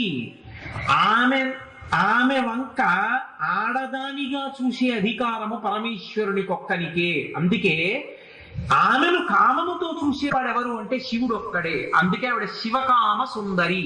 మనందరికీ అఖిలాండీశ్వరి, మనకందరికీ జగన్మాత. ఆమె మన అమ్మ. అంతే. అలా కాకుండా నేను పురుషుణ్ణి అని ఎవరైనా నిలబడ్డాడో, శివే శృంగారార్ధ్ర తదితర జనే కుత్సమపర, నేను పురుషుణ్ణని అమ్మవారి దగ్గరికి వెళ్ళి నిలబడే వాడి పట్ల అమ్మవారి కన్ను ఎర్రబడుతుంది అన్నారు శంకరాచార్య వారు. ఆవిడ అమ్మ దగ్గర ఇంకొకలా చూడకూడదు. అమ్మే అంతే. పాలు పొంగితే నీళ్లు చల్లితే లోపలికి వెళ్ళిపోవాలి గిన్నెలోకి, అది దాని ధర్మం. అమ్మ అంటే కామం వెనక్కి వెళ్ళిపోవాలంతే. అటువంటి జగదంబ మనకి ఆమె లోకములకు తల్లి గుర్తు చేస్తుంది ఉమా అన్న శబ్దంతో. రెండవది, ఆమె లేని నాడు సృష్టి లేదు. ఆమె పరమేశ్వరుణ్ణి పొందింది కాబట్టి భర్తగా మనందరం ఉన్నాం. మనం మళ్ళీ పరమేశ్వరుణ్ణి చేరుకోవడానికి ఆవిడే మార్గం. అందుకే ఉమా అన్న శబ్దం ఎక్కడున్నా ఇన్ని విషయాలను ఆవిడ సూచిస్తుంది. మహాపతివ్రత. పెళ్లి కాని వాళ్ళకి పెళ్ళవుతుంది ఉమా శబ్దం. ఎందుకంటే ఆవిడ పెళ్లి కోసం బయలుదేరినప్పుడే ఉమా శబ్దం వాడబడింది. అందుకే ఎక్కడ ఉమాదేవతారాధన జరుగుతుందో అక్కడ పెళ్లిళ్ళు అవుతాయి. ఆవిడ లోకములను కన్న తల్లి ఉమా అన్న శబ్దంతో ఆరాధన చేస్తే బిడ్డలు పుడతారు. ఉమా అన్న శబ్దంతో ఆరాధన చేస్తే జ్ఞానము కలిగి తండ్రిలో కలిసిపోతారు. ఉమా అన్న శబ్దంతో పిలిస్తే జగత్తునంతటిని ఆవిడ రక్షిస్తుంది మీనాక్షి. ఆవిడ చూపులతో కాపాడుతుంది. అందుకే పూర్వం ప్రతి 5 కుటుంబాలలోనూ ఒక కుటుంబంలో ఆడపిల్లకి ఉమాదేవి అని పేరుండేది. నాకు బాగా గుర్తు, నా చిన్నతనంలో కూడా పెద్ద ఉమ, చిన్న ఉమ, బుల్లి ఉమ ఇంతమందిని అనేవారు. కారణం ఏంటంటే అందరిళ్లలోనూ ఉమాదేవి ఉండేవారు. ఉమాదేవి లేని ఇల్లు ఎక్కడా ఉండేది కాదు. ఎందుకంటే ఉమా అన్న శబ్దం చాలు. అసలు ఇంట్లో ఉమా ఉమా అని పిలుస్తూ ఉంటే అమ్మవారు విశేషమైనటువంటి ప్రసన్నురాలు అవుతుంది. ఆ ఇంట అన్ని సమకూడుతాయి. అటువంటి తల్లి, అటువంటి పేరున్న అమ్మ ఉమాదేవి. ఇప్పుడు ఉమాసహిత రామలింగేశ్వరుడు ఎంత గొప్ప క్షేత్రం ఇది. పేరు పెట్టుకోవడం అంటే ఏదో పేరు పెట్టుకోవడం కాదు, పేరు పెట్టడంలో పెద్దల యొక్క నైపుణ్యం పైకొస్తుంది. ఎంత గొప్ప పేరు ఉంచారో చూడండి, ఉమాసహిత రామలింగేశ్వర స్వామి. ఇప్పుడు ఆ తల్లి ముందుకెళ్ళి ఆ భావనతో నిలబడ్డాడు అనుకోండి, ఇన్ని మాటలు నిలబడాలి, ఇన్ని మాటలు నమస్కారం చేస్తే ఆవిడ అనుగ్రహం కలుగుతుంది. అంటే శంకరాచార్యులు వారు అన్నారు, ఆ శబ్దము యొక్క అర్థము ఎవడికి తెలిసిందో, ఆ అనుబంధము ఎవడు పెంచుకున్నాడో, ఎవడు ఆభక్తితో నిలబడగలడో వాడు ఎన్నో మార్లు పిలవక్కర్లేదు, ఎన్నో మార్లు నమస్కరించక్కర్లేదు. సకృన్నత్వా నత్వా. సకృత్ అంటే ఒక్కసారి అటువంటి వాడు తెలిసి నమస్కరిస్తే అంతే, వాడు పండిపోయినట్టు. ఉమా శబ్దానికి ఉన్న గొప్పతనం, నీకు ఉమా అన్న మాటకు అర్థం తెలిసి ఒకేసారి నమస్కరించారనుకోండి పరమ భక్తితో. ఇప్పుడు నేను మీకు చెప్తుండగా మన దేవాలయంలో ఉన్న అమ్మవారు ఇంత గొప్పదా అన్న భావనతో మీరు సంతోషంతో ఇలా అనుకున్నారనుకోండి చాలండి. అందుకే శంకరులు అభయం ఇచ్చారు లోకానికి, సకృన్నత్వా నత్వా అని. ఒకసారి నమస్కరిస్తే ఆవిడ అనుగ్రహించేస్తారు. అంటే అంత బహుప్రసన్నురాలు. అనుగ్రహము అంటే ఎలా ఇస్తుంది, ఎలా తెలుస్తుంది అనుగ్రహించిందని? అంటే తల్లిది మీనదీక్ష. ఆవిడ అనుగ్రహించడము అంటే మీకు తెలియక్కర్లేదు, ఆవిడ చూస్తుంది ఒక్కసారి. మీరు చూడండి, లోకంలో ఎదురుగుండా నిలబడిన వాళ్ళు చాలా మంది ఉన్నారనుకోండి, వాళ్ళ వంక చూశామా అంటే చూస్తాం, చూడలేదా అంటే చూడం. ఎందుకని అంతమంది నిలబడి ఉన్నారనుకోండి, నేను ఇలా మధ్యలోంచి వెళ్ళిపోయాను అనుకోండి, నాకు వాళ్ళ వంక చూసే అవకాశం ఉంటుందా? ఉండదు.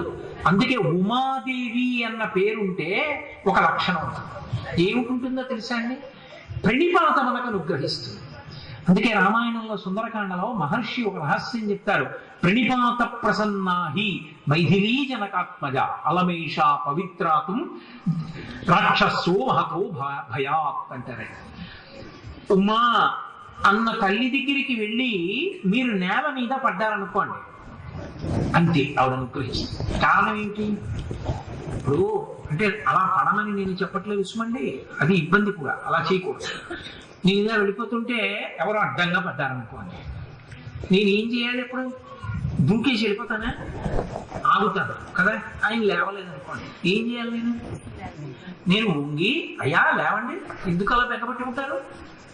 ఏం బెంగలేదు, పరమేశ్వరుడు ఉన్నాడు, రామలింగేశ్వరుడు ఉన్నాడు, ఉమాదేవి ఉంది, మనకేమి బెంగ అని నేను పైకి లేవనెత్తుతానా ఎత్తనా? అంటే ఇప్పుడు నేను ఆగితే ఎవరి కోసం ఆగాలి? నేను చూస్తే ఎవరి కోసం చూడాలి? నేను పట్టుకుని పైకెత్తితే ఎవరినెత్తాలి? ఎవడు పడిపోయాడో వాడిని. ఒకవేళ వాడేదో మీ మీద భక్తితో పడిపోలేదండి, వాడు రాయి తల్లుకు పడిపోయాడు, అయినా నేను ఆగాలా వద్దా? అయినా నేను పైకెత్తాలా వద్దా? అయ్యా నేను మీ మీద గౌరవంతో పడిపోలేదండి, రాయి తల్లుకు పడిపోలేండి, నా మీద గౌరవంతో పడిపోయారా? ఇంకోటే కాదు, ముందు దెబ్బ ఎక్కడ తగ్గింది చూసుకోండి అని నేను ఆయన వంక చూస్తానా చూడనా? మొత్తానికి నేను ఆగడానికి, చూడడానికి, పట్టుకోవడానికి, పైకెత్తడానికి, మాట్లాడడానికి ఏది కారణమైంది? కింద పడ్డమే. అదొక్కటి కూడా నాకు రాదంటే ఇక ఉద్ధరించగలిగిన వాడు లోకంలో. ఎందుకంటే అలా కింద పడిపోవడం, మరి అది ఎందుకు వచ్చింది శాస్త్రంలో అంటే, అమ్మా ఇంకా పడడానికి చోటు లేదు నాకు, అంత కింద పడిపోయాడు. ఏమిరా ఇంత కిందే పడ్డావు, ఇంకా కింద పడడానికి అవకాశం ఏది? పాతాళంలో పడ్డానికి నాకు అవకాశం లేదు. ఎంత కింద పడిపోవచ్చో అంత కింద పడిపోయిన వాడిని, ఎంత నిటారుగా నిలబడచ్చో అంత నిలబడిన దానికి నువ్వు. ఇప్పుడు నేను లేవలేను, నువ్వు పడక్కర్లేదు, కానీ నా కోసం నువ్వు వంగాలి. ఆవిడికి ఏం అవసరం వంగడానికి? కారుణ్యం అంతే. అది మీనాక్షి. అది మీనాక్షి అన్న మాటకు అర్థం ఏమిటంటే రాశీభూత కారుణ్యమో. అందుకే తల్లి కీర్తన చేస్తూ ఆ మాట అన్నారు, నిన్ను ఎలుగెత్తి పిలిచాను నీకు వినపడలేదా మీనాక్షి అన్నారు. అంటే అదే మాట కాదు, మీ కీర్తనలోని భావం. మీనాక్షి పడిపోతే చూస్తుంది, మీరేం నోరు విప్పి చెప్పక్కర్లేదు.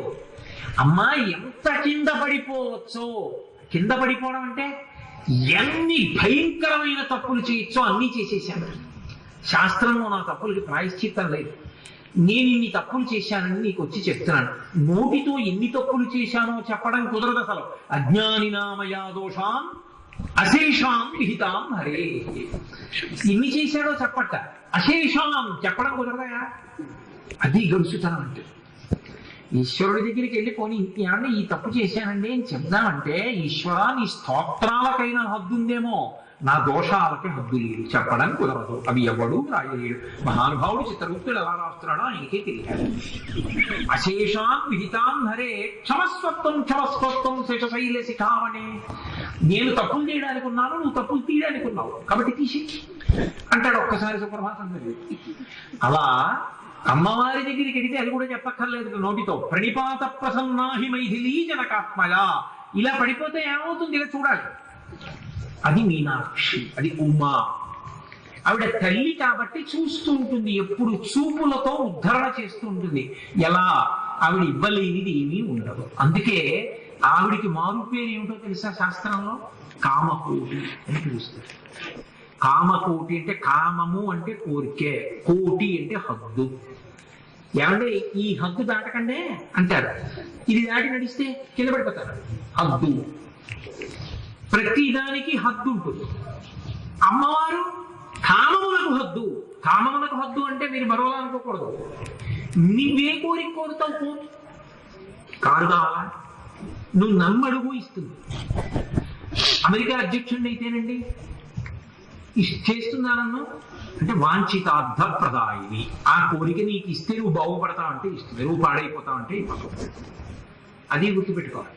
ఏమంటే మీరు అలా అన్నారు, నేను అడిగాను నాకు ఇవ్వలేదు ఏమండి అంటే, చిన్నపిల్లాడు 3 మాటలు నువ్వులు గుండా వేసుకుని అన్నం తింటానంటే అమ్మ పెట్టదు, అయిపోయిందిరా అంటే అమ్మ దాచేస్తుంది. ఏ కోపమా?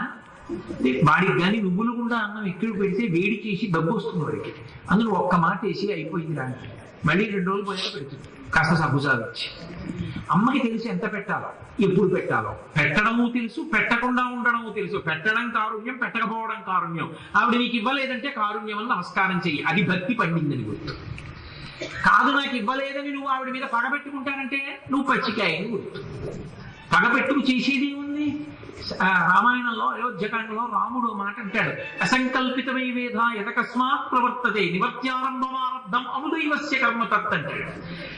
నువ్వు లోకంలో ఎదురుకుండా దశరథ మహారాజు గారు రాజ్యం ఇవ్వలేదని లక్ష్మణ ఆయనతో దెబ్బలాడదాం అంటున్నావు, బానే ఉంది. మరి నిన్న రాజ్యం ఇస్తానన్నవాడు ఎవరు? నిన్న రాత్రి నేను వెళ్ళి అడిగానా నాన్నగారిని నాకు రాజ్యం ఇమ్మని? నేను అడగలేదు. రామా ఇలారా అని కబురు చేసి పక్కన కూర్చోబెట్టుకుని, రామా నీకు రాజ్యం ఇస్తానన్నది ఎవరు? నాన్నగారే. నాన్నగారు పిలిచి రాజ్యం ఇస్తానన్నప్పుడు ఏమన్నావు? అబ్బా నాన్నగారు ఎంత మంచివారో ఎంత మంచివారో ఎంత మంచివారో అన్నాం. తెల్లవారేటప్పటికి ఇవ్వనున్నది ఎవరు? నాన్నగారే. అంటే ఇస్తానంటే నాన్నగారు, ఇవ్వనంటే నాన్నగారు కాదా? ఇచ్చిన నాన్నగారే, ఇవ్వకపోయినా నాన్నగారే. మరి ఇస్తానన్న నాన్నగారు ఇవ్వకుండా చేసిన వాడు ఎవరు? వెనకనున్న ఈశ్వరుడురా. నీకు ఎదురుగుండా ఉన్న తండ్రి కనపడతాడేమో, వెనకనున్న పరమేశ్వరుడు కనపడతాడు. ఎవరితో యుద్ధం చేస్తావు? అనుదైవస్య కర్మ తత్. అందుకని ఈశ్వర శాసనాన్ని అనువర్తించు, ధర్మాన్ని మాత్రం మొదలుపెట్ట. ధర్మాన్ని పట్టుకుని నడుస్తూనే ఉండంటాడు.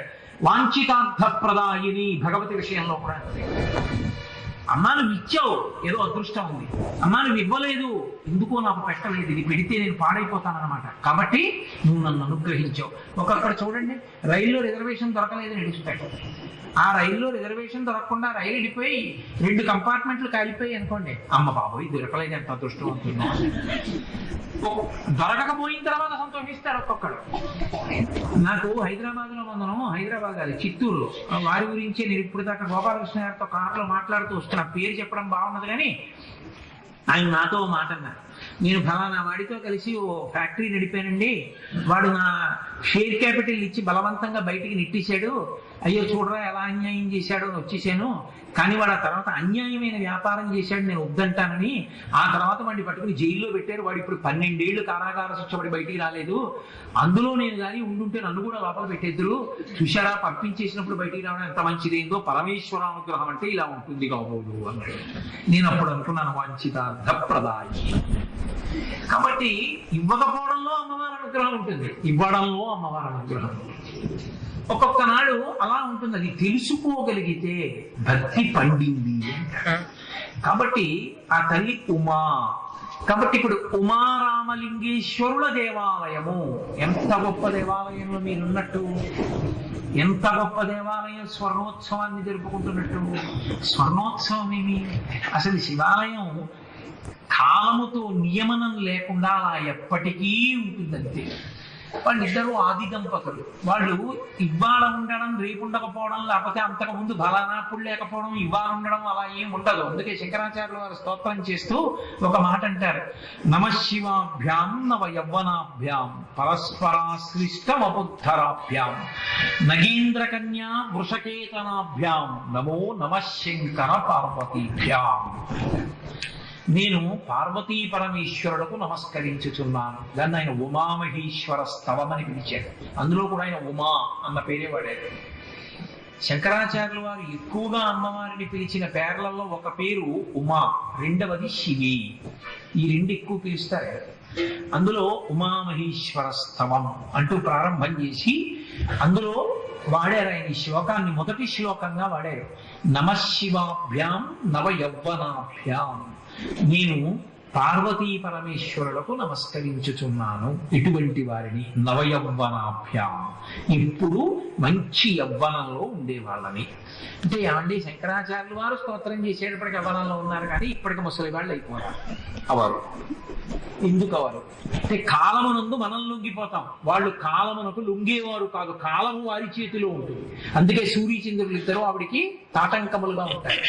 మనం సూర్యచంద్రుడు కదిలితే కాలం కదులుతుంది, కాలంలో మనం పడిపోతాం.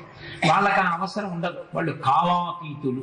కాబట్టి నమశివాభ్యాం నవయవ్వనాభ్యాం పరస్పరాశ్లిష్టవపుర్ధరాభ్యాం, ఇద్దరు ఎప్పుడూ ఒకరినొకరు కౌగిలించుకుని ఉంటారు. అదేం పిచ్చండి, ఎందుకు అలా కౌగిలించుకుని కూర్చోవడం బాగుంటుందా? అలాగా అంటే మనకి సనాతన ధర్మమునందు ఉపాసన రహస్యం ఒకటి ఉన్నది. పురుషుణ్ణి ఒక్కడిని ఆరాధించడం కానీ, స్త్రీని ఒక్కటనే ఆరాధించడం కానీ ఉండదు. అసలు అలా ఆరాధన చెయ్యరు. రాముణ్ణి ఒక్కడినే పెట్టి ఆరాధన చేశారనుకోండి చాలా ప్రమాదం వస్తుంది. అందుకే ఎవ్వరూ చేయరు. రామారాధన లోకంలో ఉండదు. శ్రీరాముడిగా ఆరాధన చేస్తాం.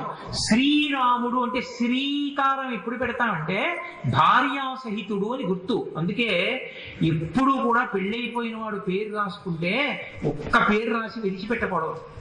మీరు నా దగ్గరికి పట్టుకొచ్చి అయ్యా కొంచెం మీరు ఏదో దీని మీద కాస్త మంచి మాట రాయండి అన్నారు అనుకోండి, నేను శుభం భూయా లేకపోతే మంగళం మహా అని రాసి సంతకం పెట్టాను అనుకోండి. నేను సంతకం పెట్టినప్పుడు చాగంటి కోటేశ్వర శర్మ అని పెట్టకూడదు, శ్రీ చాగంటి కోటేశ్వర శర్మ. అదేంటండి మీకు మీరు శ్రీ పెట్టుకున్నారు? శాస్త్రం అంతే, శ్రీకారం ఉండాలి. శ్రీకారం ఉంది అంటే దాని అర్థం ఏంటంటే ఎడం భుజం మీద ఉత్తరీయం ఉంది అని గుర్తు. ఎడం భుజం మీద ఉత్తరీయం ఉంది అంటే గుర్తు ఏంటంటే భార్య బ్రతికుంది అని గుర్తు. భార్య బ్రతికుంటే వచ్చిన ఐశ్వర్యం ఏమిటంటే వాడు యజ్ఞాధికారమును పొంది ఉన్నాడు అని గుర్తు. మంగళప్రదుడు. భుజం మీద తువ్వాలి లేదు, కుడి భుజం మీద వేసుకున్నాడంటే పాపం ఆయనకి యజ్ఞం యాగం హోమం ఏమీ చేసే అధికారం లేదండి.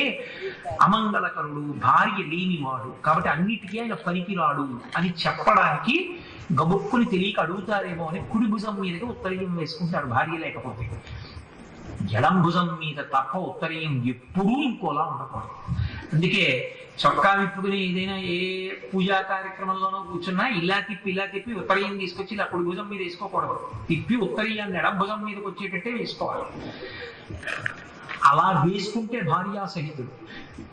వీడు అసాధ్యం పనులు చేసి ఎప్పుడైనా ఉత్తరీయం లేకుండా తిరుగుతాడో ఏమిటో అని చెప్పి మామగారు ఏం చేస్తాడంటే 5వ యజ్ఞోపవీతాన్ని వేస్తాడు. అది ఉంటే ఉత్తరీయం లేని సమయంలో ఉత్తరీయం ఉన్నంతగా అది కాపాడుతుంది, ఆ మంగళత్వాన్ని నిలబెడుతుంది. సరే, అందుచేత వాళ్ళిద్దరూ పరస్పరాశ్లిష్టవపుర్ధరాభ్యాం, ఇద్దరూ కలిసి ఉంటారు. ఎక్కడ మీరు ఆరాధన చూడండి, స్త్రీ సహితుడై శక్తి సహితుడైన పరమాత్మ మాత్రమే ఆరాధన యోగ్యుడు. జగద్గురువైన శంకరుడు ఏదైనా మాట్లాడారంటే అంత లోతుగా మాట్లాడతాడు తప్ప ఏదో ఉత్తుత్తినే మాట్లాడడానికి ఆయన ఎందుకు? ఆయన మాట్లాడక్కర్లేదు. పరస్పరాశ్లిష్టవపుర్ధరాభ్యాం, ఒకరినొకరు కౌగిలించుకున్న శరీరములు ఉన్నవారు అనక్కర్లేదు. దాని అర్థం ఏంటంటే ఉపాసన చేసినప్పుడు శ్రీరాముడు, పార్వతీ పరమేశ్వరుడు, రుక్మిణీ కృష్ణులు. అందుకే శచీ పురంధరాభ్యాం నమః, సీతారామాభ్యాం నమః, ఉమామహేశ్వరాభ్యాం నమః అంటాం. కానీ ఏదో ఒకళ్ళ పేరు చెప్పి భార్యను వదిలేయడమో, భార్యను పూజ చేసి భర్తను వదిలేయడమో శాస్త్రంలో చెయ్యం. కారణం ఏమంటే ప్రకృతి పురుషుడు కలిసి ఉండాలి. పురుషుడు లేని ప్రకృతి అసలు ఉండదు. ప్రకృతి లేని పురుషుడు అయోమయం నీకు తెలియదు. అంటే మీరు బాగా అర్థం చేసుకోండి. పురుషుడు అంటే కంటికి కనపడేవాడు కాడు అని అర్థం శాస్త్రంలో. ప్రకృతి మీ కంటికి కనపడుతుంది, అందుకే అమ్మవారు కనపడేటట్టుగా ఉంటుంది శివలింగం పక్కన. కరచరణాదులతో మూర్తిగా ఉంటుంది పార్వతీదేవి, శివలింగంగా ఉంటాడు పరమేశ్వరుడు. లింగం అంటే గుర్తు. ఇప్పుడు అది అక్కడ ఆ చెట్టు ఉంది, ఆ చెట్టు ఉన్నది అని నేను అన్నప్పుడు ఆ చెట్టులో ప్రాణం ఉన్నది. ఆ ప్రాణము నీకు కనపడదు, కానీ రేపొద్దున్న వేసిన మారాకు నీకు కనపడుతుంది, అది పూసిన పువ్వు నీకు కనపడుతుంది, దాని కాయ నీకు అనుభవంలోకి వస్తుంది, కానీ దానికి కారణమైన చైతన్యము నీకు కనపడదు. కానీ లోపల చైతన్యము లేకపోతే పైన చెట్టు లేదు.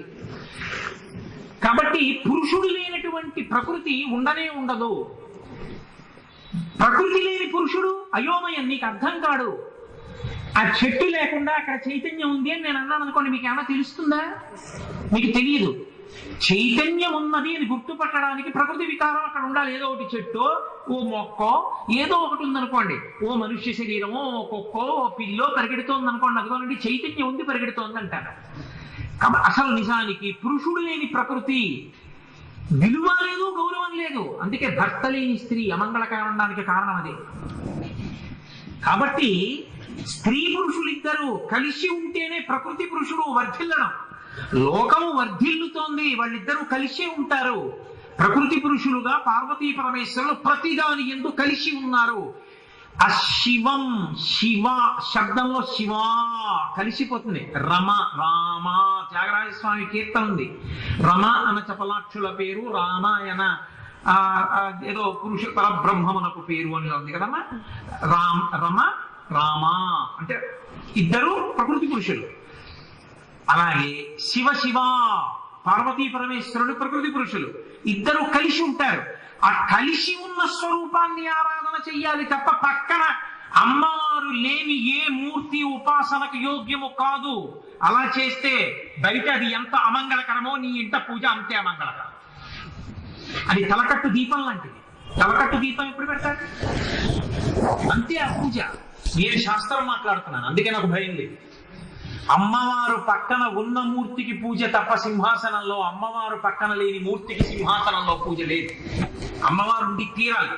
అందుకే కళ్యాణం చెప్తే అమ్మవారి వైపు నుంచి కళ్యాణం, అయ్యవారి వైపు నుంచి కళ్యాణం చెప్పం. సీతా కళ్యాణం, రుక్మిణీ కళ్యాణం, పార్వతీ కళ్యాణం, పద్మావతి కళ్యాణం, అంతేగాని శివ కళ్యాణం, రామ కళ్యాణం, కృష్ణ కళ్యాణం అందరూ. జీవుడు బ్రహ్మమును పొందుతాడు, భార్య భర్తని పొందుతుంది. కాబట్టి జీవుడు బ్రహ్మముతో కలిసిపోయి తత్వమసి పూర్ణమైపోతుంది. పూర్ణమద పూర్ణమిదం పూర్ణాత్ పూర్ణముదచ్యతే పూర్ణస్య పూర్ణమాదాయ పూర్ణమేవావశిష్యతే. అప్పుడు తత్వమసి మహావాక్యం అవుతుంది. అందుకని ఇలా చిన్ముద్ర పడుతుంది. ఆ తత్వమసి మహావాక్యం అవ్వాలి అంటే జీవుడు బ్రహ్మమును పొందాలి. జీవుడు బ్రహ్మమును పొందడం అన్నది కళ్యాణం, అది వివాహం కాదు. వివాహం అయితే ఒక్కసారి, ఇంకో మాట వాళ్ళని కోరుకోకూడదు. పునఃపునః వివాహ సిద్ధి వస్తూ నక్షత్రం వేయకూడదు. వెళ్ళి పునఃపునః పెళ్లిళ్ళు ఉండాలని కోరుకోకూడదు. ఒక్కటే పెళ్లి జీవితంలో. కళ్యాణం గంట గంటకి చేయొచ్చు. పొద్దున్న కళ్యాణం చేయొచ్చు, సాయంకాలం కళ్యాణం చేయొచ్చు. భక్తులు ఎక్కువ మంది ఉండాలనుకోండి కళ్యాణానికి, పొద్దున్న ఓపర్యాయం చేసి సాయంత్రం ఓపర్యాయం చేయొచ్చు. అదేంటంటే అన్ని మాటలు మంగళసూత్రాలు కట్టాలా? చేయొచ్చా? చెయ్యొచ్చు. ఎందుకంటే అది కళ్యాణం. అంతేగాని పెళ్లికి కళ్యాణ శుభలేఖాన్ని మనం వేసుకోకూడదు. అది వివాహ మహోత్సవ ఆహ్వాన శుభపత్రిక, అది వివాహం. వివాహము అంటే అంటే విశేషమైన దాన్ని, వాహము అంటే పొందడానికి, బ్రహ్మమును పొందడానికి పక్కన ధర్మపత్నిని స్వీకరిస్తున్నాడు. ఇద్దరు కలిసి ఇప్పుడు ప్రయాణం చేస్తారు. కాదు, వివాహము అంటే అంటే విచిత్రమైన వాహము, బరువు తలకెత్తుకుంటున్నాడు. అది ఎంత పెరిగిపోతుందో అంత సంతోషంగా ఉంటుంది. ఆవిడ వచ్చింది అంత సంతోషం, పిల్లలు ఉంటారు అంత సంతోషం. లోన్లు పెట్టినప్పుడు, ఫీజులు కట్టినప్పుడు, పెళ్లిళ్ళు చేసినప్పుడు, దూరంగా విడిపోయి బెంగెట్టుకున్నప్పుడు తెలుస్తుంది దాని బరువు.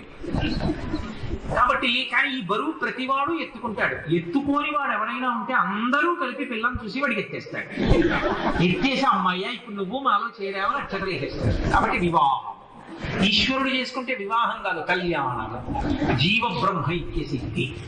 అందుకని కలిసి ఉంటారు ప్రకృతి పురుషులు. నేను నా నోటితో అమంగళకరంగా చెప్పక్కర్లేదు. అలా లేరనుకోండి, అప్పుడు దాన్ని శివం అనరు, శివ శివ అని పిలవరు. అప్పుడు ఏం చేస్తారంటే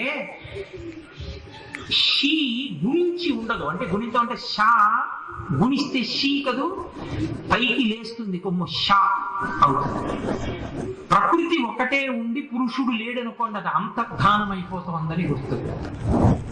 అప్పుడు దాని శబ్దం మారిపోతుంది. శివ ఉండదు, షీ స్థానంలోకి షా వస్తుంది. వచ్చిందంటే అది ఇక నువ్వు ఉంచినా ఉండదు, అది కలిసిపోతుంది అని.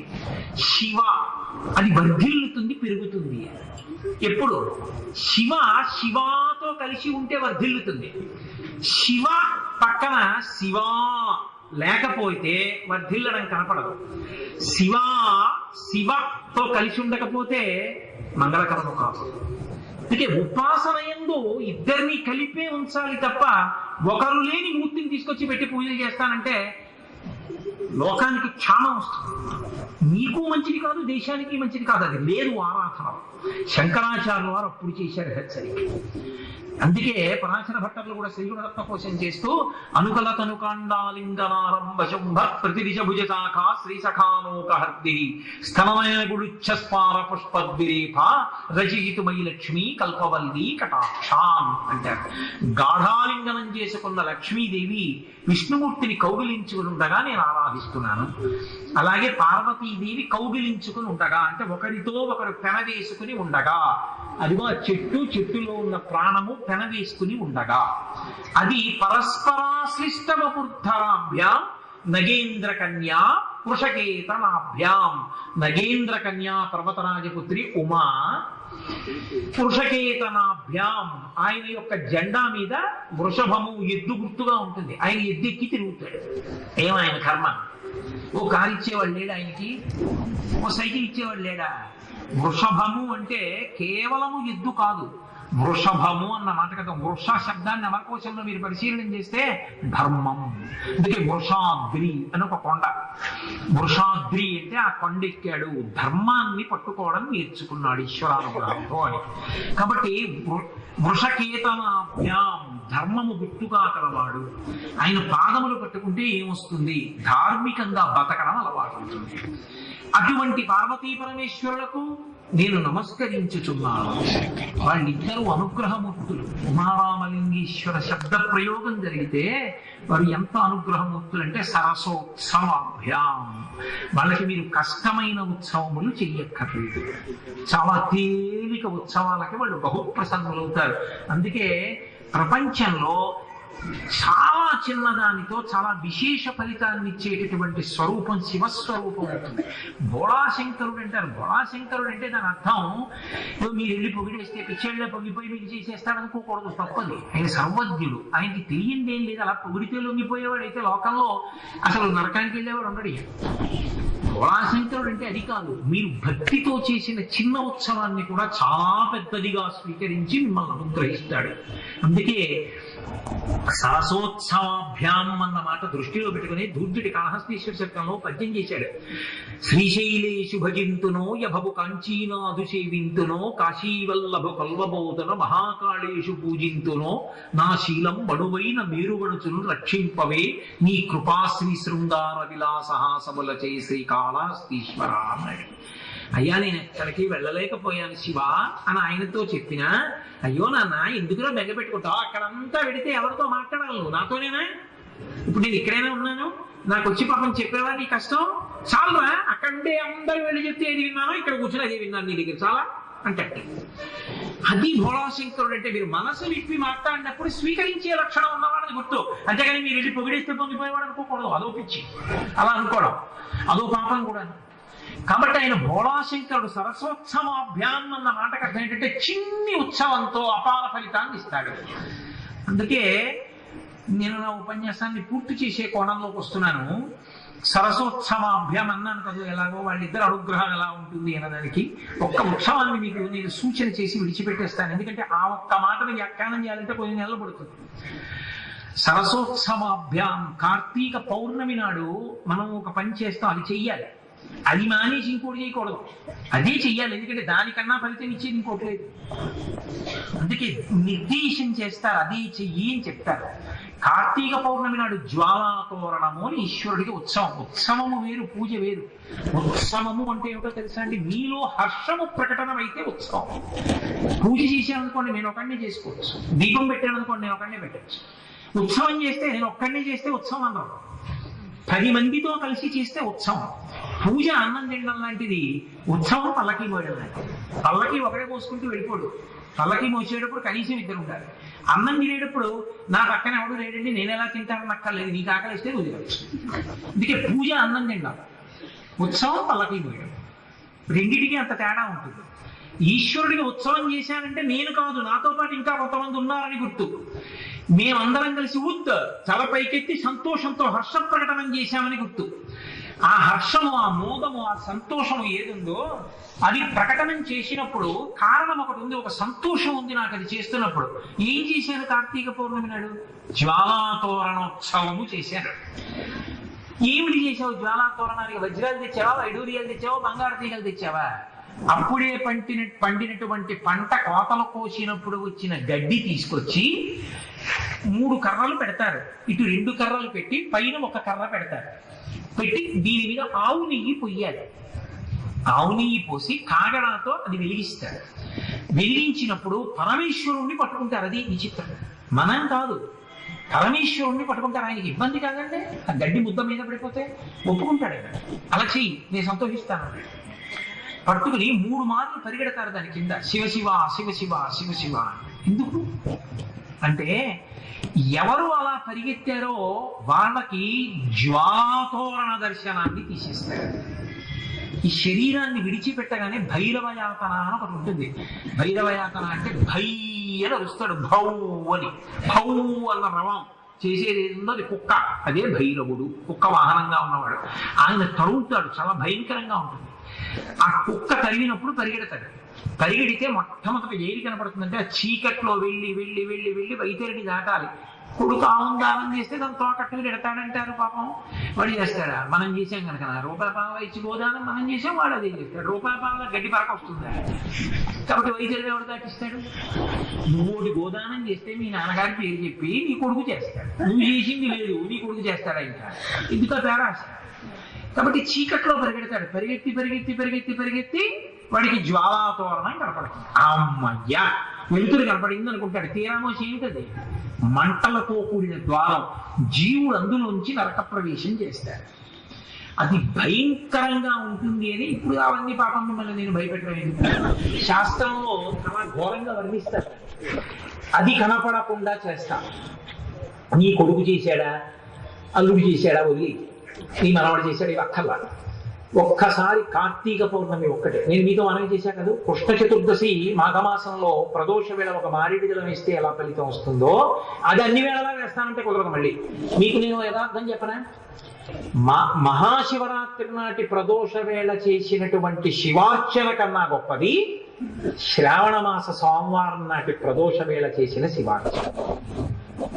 ఈ రెండిటికన్నా గొప్పది మార్గశీర్ష మాసంలో తెల్లవారుజామున 3 గంటలకి గజ గజ గజ గజ ఉనికిపోతూ మంచు పడిపోతుంటే అంత చలిలో వచ్చి స్నానం చేసి ధావళి కట్టుకుని రుద్రమనక చమకాలతో శివలింగానికి ఎవడైనా చల్లనీళ్లతో అభిషేకం చేస్తే, ఫ్రిడ్జ్ లో పెట్టి తెమ్మని నేను చెప్పట్లేదు, ఉపజలాలు చల్లటి నీళ్లు స్నానం చేయిస్తే ఆర్ద్రాభిషేకం అంటారు. ఆర్ద్ర నక్షత్రంలో అలా అభిషేకం చేస్తే విశేష ఫలితము.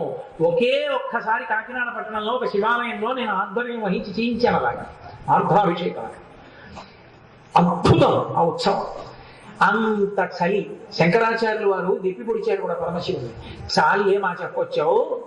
పైనేమో చంద్రుడు చల్లన, ఒంటి మీద ఉన్న పాములు అడుగున చల్లగా ఉంటాయి. నేను ఎప్పుడు పట్టుకుని చూడలేదు. పాములు అడుగున చల్లన. శరీరంలో సగభాగం పార్వతీదేవి, ఆమె హిమగిరి తనయ, మంచుకొండ కూతురు కాబట్టి ఆవిడ చల్లన. ఉండేది మంచుకొండ, అది చల్లన. ఇవేమీ చాలలేదు నీకు. ఇంకా మార్గశీర్ష మాసం తెల్లవారకట చన్నీళ్ళ అభిషేకం కావాల్సి వచ్చింది. సాంబే పరబ్రహ్మణి స్వామిమే ఇవ్వలేవని ఈ నీళ్లు పుచ్చుకొని ఇంత ఫలితం ఇచ్చావా అన్నారు శంకరాచార్య గారు. అటువంటి మహానుభావుడు ఆయన. ఆయన అన్ని అంత సులువుగా పుచ్చుకొని అంత ఫలితాన్ని ఇస్తూ ఉంటాడు. ఒక్కసారి ఆ గడ్డి పరకలు వెలుగుతూ ఉండగా 3 మాటలు ఇలా ఇలా వెళ్ళొచ్చాడు అనుకోండి, శివశివ శివశివ అంటూ పల్లకీతోటి, అంతే. అక్కడ నరకద్వార దర్శనాన్ని చెయ్యనివ్వడు. పాపరాశి కాలిపోతుంది. ఏమన్నా మరి చేసిన పాపాలన్నీ అంత తేలిగ్గా పోతాయా అంటే పెద్ద దూది పర్వతం ఉంది. ఒక నిప్పు నిరుసు చాలదా కాల్చడానికి? ఒక నిరుసు చాలు, ఒక్క జ్వాలాతోరణం చాలు కాల్చేయడానికి. ఇప్పుడు ఆ మిగిలిపోయిన గడ్డి తీసుకెళ్లి గడ్డి వాములో పెడితే, కాలుతున్న గడ్డి కాదు నా ఉద్దేశం, ఆరిపోయిన గడ్డి కొంత తీసుకెళ్లి గడ్డి వాములో పెడితే శం చతుష్పదే రుద్రం చెప్పింది. 4 కాళ్ళ ఉన్నటువంటి వాటన్నింటికి కావలసినటువంటి గ్రాసము దొరుకుతుంది. అంటే పంటలో గడ్డి చక్కగా సమృద్ధిగా లభిస్తుంది. అన్ని సంతోషంగా గడ్డి తిని పాలిస్తాయి. ఇంకా గడ్డి ఎంత వచ్చిందంటే అర్థం ఏంటి? పంట బాగా పండిందని. కంకులు లేని గడ్డి ఒకటే వస్తుందండి, అలా రాదుగా. కంకులు గడ్డి కూడా వస్తాయి. అందుకని నీకు ఇహమునందు తినడానికి అన్నం వస్తుంది. ఇప్పుడు నీకు ఈశ్వరుడికి ఇచ్చాడు కాబట్టి మార్గశీర్ష మాసంలో నిజానికి కార్తీక మాసం వెళ్ళగానే ఏం చేస్తారంటే, ఇంటికి వచ్చినటువంటి పదార్థాన్ని, ఆ ధాన్యాన్ని, కొత్త బియ్యాన్ని కొన్నా కూడా తిన్నగా వండుకు తినకూడదు. మొదట పాయసం వండి లక్ష్మీదేవికి నైవేద్యం పెట్టాలి. పెట్టి అప్పుడు తింటారు. అందుకే మాసానం మార్గశీర్షోహం అంటాడు. యథార్థానికి ఆయన ఆ మాట ఎందుకు చెప్పాడంటే, ఒరే పంటంతా ఇంటికి వస్తోంది, ఉపాసనకి మార్గములకు శీర్షము చివరికి వచ్చావు కాబట్టి లక్ష్మీ పూజ చేస్తారు. ఆ మాసంలో లక్ష్మీ పూజ చేసి కాత్యాయని వ్రతం చేస్తారు మార్గశీర్ష మాసంలో.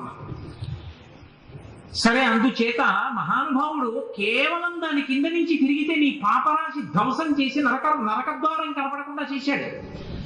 2, నీకు పశువులకి కూడా కావలసినంత గ్రాసము ఆహారము దొరికేటటువంటి భాగ్యాన్ని కటాక్షించాడు.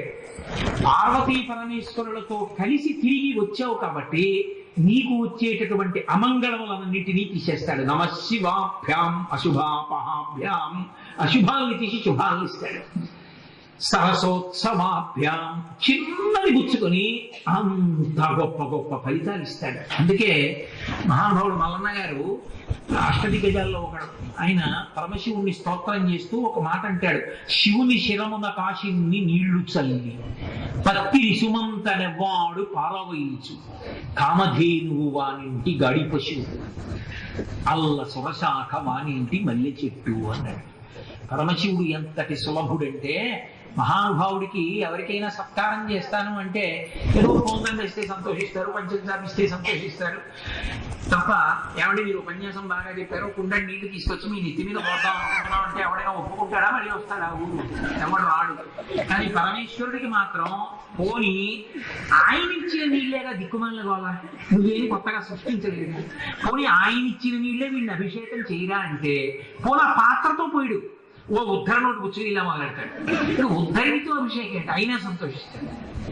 వీడి ఇంటికి వెళ్ళిపోతున్నట్ట, అందుకని ఏం చేస్తాడంటే ధారాపాత్ర పెట్టి నీళ్లు పెట్టో పెట్టి వెళ్ళిపోతాడు. అలా నెత్తి మీద చుక్క చుక్క చుక్క చుక్క చుక్క పడుతూనే ఉంటుంది. అలా చేస్తే ఎంత పొంగిపోతాడు. ఒరే నేను ఎంత చల్లగా ఉన్నానో మీ ఊరంతా చల్లగా వస్తాడు. ఎంత సరసోత్సవాభ్యాం, మహానుభావుడు కదండి, ఎంత సులభుడు. కాబట్టి శివుని శిరమున కాశీని నీళ్లు చల్లి, ఎవడు నా మహమ్మీ నీళ్లు చల్లాడు ఎవడు, ఏదైనా వెనక్కి వెళ్ళిపోతుంది నీళ్లు చల్లితే. అగ్నిహోత్రం మీద నీళ్లు చల్లితే ఆరిపోతుంది, పాల మీద నీళ్లు చల్లితే వెనక్కి పోతాయి, పరమశివుడి నెత్తి మీద కాసి నీళ్లు చల్లితే పొంగిపోతాడు. ఇదేం విరుద్ధం శివ? నీళ్లు చల్లితే పొంగిపోతావా? లోకంలో ఎవడి మొహం మీద నీళ్లు చల్లితే ఒడవకొస్తాడు, నీ తల మీద కాసి నీళ్లు చల్లితే పరవశించిపోతావు. పత్తిని సుమంతనెవ్వాడు పారవయించు, వాడేం మారేడు దళాలు తెచ్చి రెండాకులు లేనివి, ఒకాకు లేనివి, చీడ లేనివి, పురుగు లేనివి, కన్నాలు లేనివి వెతికి జాగ్రత్తగా దళాల కింద విప్పి ఒక్కొక్క దళాన్ని పూజ చేశారు. ఇంకా రొట్ట ఇలా ఎత్తి అలా వారేస్తాడంటే విసిరేసాడు ఆకులన్నీ. అందులో బంగారీపురం ఉంటే అది కూడా బాగుంటున్నాయి. ఎందుకంటే పత్తిని సుమంతనెవ్వాడు పారవయించు, ఎంత పూజ చేసావురా, ఎంత పూజ చేసావురా అని కామధేనువు వానింటి గాడి పశువు, కామధేనువు తెచ్చి వాడి ఇంట్లో పశువుగా కట్టేస్తాడ. అల్ల సురస ఏకంగా కల్పవృక్షాన్ని తీసుకొచ్చి వాడి ఇంట్లో అంటే భక్తితో నిలబడితే ఆయన ఇవ్వలేనిది లేదు. భక్తి మాత్రం ప్రధానం. ఆ భక్తి లేకపోతే ఇవన్నీ అవసరమే. అందుకే ఒక్క మాట చెప్పిన ఉపన్యాసం పూర్తి చేస్తాను. శంకర భగవత్పాదులు శివానంద లహరి చేస్తూ ఓ మాట అంటారు.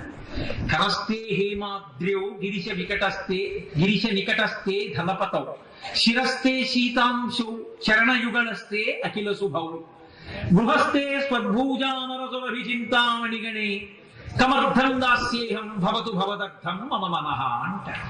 శంకర, నేను నీకు పట్టుకొచ్చి పోనీ కాస్త బంగారం ఇద్దామంటే, నీకు చేతిలో బంగారు కొండ ఉంది, మేరు పర్వతాన్ని ఆయన విల్లుగా పట్టుకున్నాడు. ఆయనకి నువ్వేం పట్టుకెళ్ళి ఇస్తావు బంగారం? పోనీ శివ బంగారం అంటే ఉంది, కానీ ఓ బంగారం ముక్క పట్టుకెళ్ళి అకస్మాత్తుగా డబ్బు కావలసి వస్తే రాత్రి వేళ ఏటీఎం కార్డు ఉన్నా ఓ 25,000 వస్తుంది, 40,000 వస్తుంది. 10 లక్షలు కావాలంటే ఏటీఎం కార్డు మీద రాదుగా, తెల్లారి బ్యాంక్ తెరవాలి మనకి ఉన్నా కూడా డబ్బు. అలాంటిది శివ బంగారం అంతా దగ్గర పెట్టి కూర్చుంటూ నీకు డబ్బులు కావాలంటే ఎక్కడి నుంచి వస్తాయి? అందుకని నీకు ఏమైనా కావాలా నేను ఇస్తానని తను పుట్టినప్పటి నుంచి నించున్నట్ట కుబేరుడిలా. అలా నించున్నాడయా మహానుభావ. కరస్తే హేమాద్రౌ గిరిశ, గిరిశ అంటే శివుడిని పిలవడం. నికటస్తే ధనపతవు, నీ పక్కన ఇలా నించున్నాడు ధనపతి కుబేరుడు. ఎప్పుడు నవ్వుచుకున్నావు నువ్వు? నీకు అవసరమే లేదు, నువ్వే ఐశ్వర్యాన్ని ఇవ్వగలిగిన వాడివి, నీకు ఒకటి సహాయం చేయలేడు. కుబేరుడు ఇవ్వలేకపోయాడు, ఆయనకి బలవంతుడి వాళ్ళ. గిరిశ నికటస్తే ధనపతవు, ఫోన్లే బంగారం అక్కర్లేదు, డబ్బు అక్కర్లేదు. శివ, నీకు నేను మోక్షం ఇస్తాను, నీకు నేనేదో ఆరోగ్యం ఇస్తానంటావా? శిరస్తే శీతాంశం, ఆయన తల మీద చంద్రబింబం ఉంది కాబట్టి ఆయనే అమృతంతో తడుస్తూ ఉంటాడు, ఆయనే లోకానికి మోక్షం ఇస్తాడు, ఆయనే కాలాతీతుడు, ఆయనే ఓషధుల్ని ప్రకాశింపజేస్తాడు. ఇంకా ఆయనకి నువ్వేమి ఇస్తావు? కాబట్టి శిరస్తే శీతాంశం, చరణయుగళస్తే అఖిల శుభం. ఎవరింట్లోనున్న శివం అంటే శుభం, శివ అంటే శుభం, శోభనం, మంగళం, క్షేమం, భద్రం, యోగం పర్యాయ పదాలు. ఎవరింట్లోనైనా ఓ శుభం కలగాలంటే పరమశివుడి కాలి బొటనవే ఇలా కదిలితే తోరణం ఇచ్చి పట్టుకుంటుంది. ఈశ్వర శుభాలన్నీ నీ పాదాల దగ్గర ఉన్నాయి, ఇంకా నేను నీకు కొత్తగా ఏమి శుభం చేయను. కాబట్టి చరణయుగళస్తే అఖిల శుభం. అటువంటి వాడికి నీకు నేను ఇంకా ఏమి ఇవ్వగలను? పైగా పోనీ నీకు ఇల్లు కట్టిస్తాను దేవా, నీకు నీ గోడ బంగారు తాపడం ఇస్తాను అంటావా? మహానుభావుడికి ఆయన ఇల్లే గృహస్థే స్వర్భూజామర సురభిచింతామణిగణే, ఆయన ఇంట్లోనే కామధేనువులు, కల్పవృక్షాలు ఇవన్నీ ఉన్నాయి.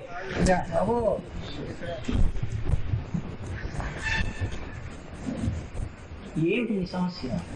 మీరేమైనా మాట్లాడతారా? మరైతే కూర్చోండి. శిరస్తే శీతాంశవు, చరణయుగళస్తే అఖిల శుభవు. ఈశ్వర, శుభములన్నీ మీ పాదముల దగ్గర ఉన్నాయి, ఇంకా నేను మీకేమి ఇవ్వాలి? నేను ఇవ్వడానికి నా దగ్గర ఏం లేదు. పైగా మీకేమైనా ఓ గోడ కడదాం, ఓ ఇల్లు ఇద్దామంటే గృహస్థే స్వర్భూజామరచి సురభి చింతామణిగణి, కామధేనువు, కల్పవృక్షం, చింతామణులు నీ ఇంటనే ఉన్నాయి, నీ ఇంటి గోడలు చింతామణులతో నిర్మింపబడ్డాయి. చింతిస్తే, మనసులో చింతిస్తే కోరిక తీరుస్తుంది చింతామణి, వెళ్ళి నోటితో చెప్పుకుంటే పండుగ ఇస్తుంది కల్పవృక్షం, పాలు పితికి తాగితే కోరిక తీరుస్తుంది కామధేనువు. అవన్నీ నీ ఇంట్లోనే ఉన్నాయి.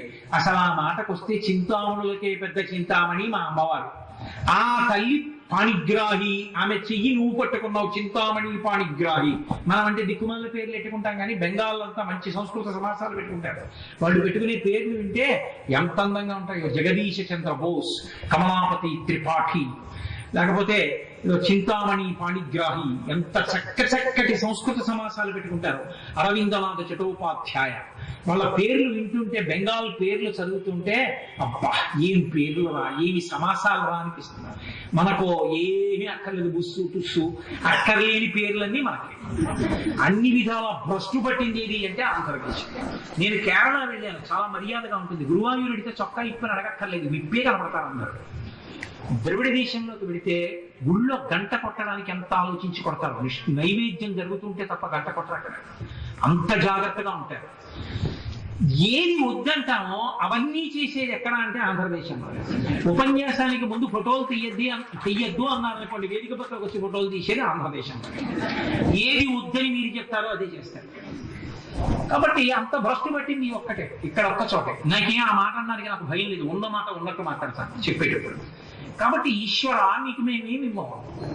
గృహస్థే స్వర్భూజామర సురభి చింతామణిగణి, మీ ఇంట కామధేనువులు ఉన్నాయి, కల్పవృక్షములు ఉన్నాయి, చింతామణులు ఉన్నాయి, సాక్షాత్ పెద్ద చింతామణి అమ్మవారే ఉంది, ఇంకా నేనేమి ఇవ్వను అని శంకరులు అన్నారు. నా దగ్గర ఒక్కటి ఇచ్చేస్తాను.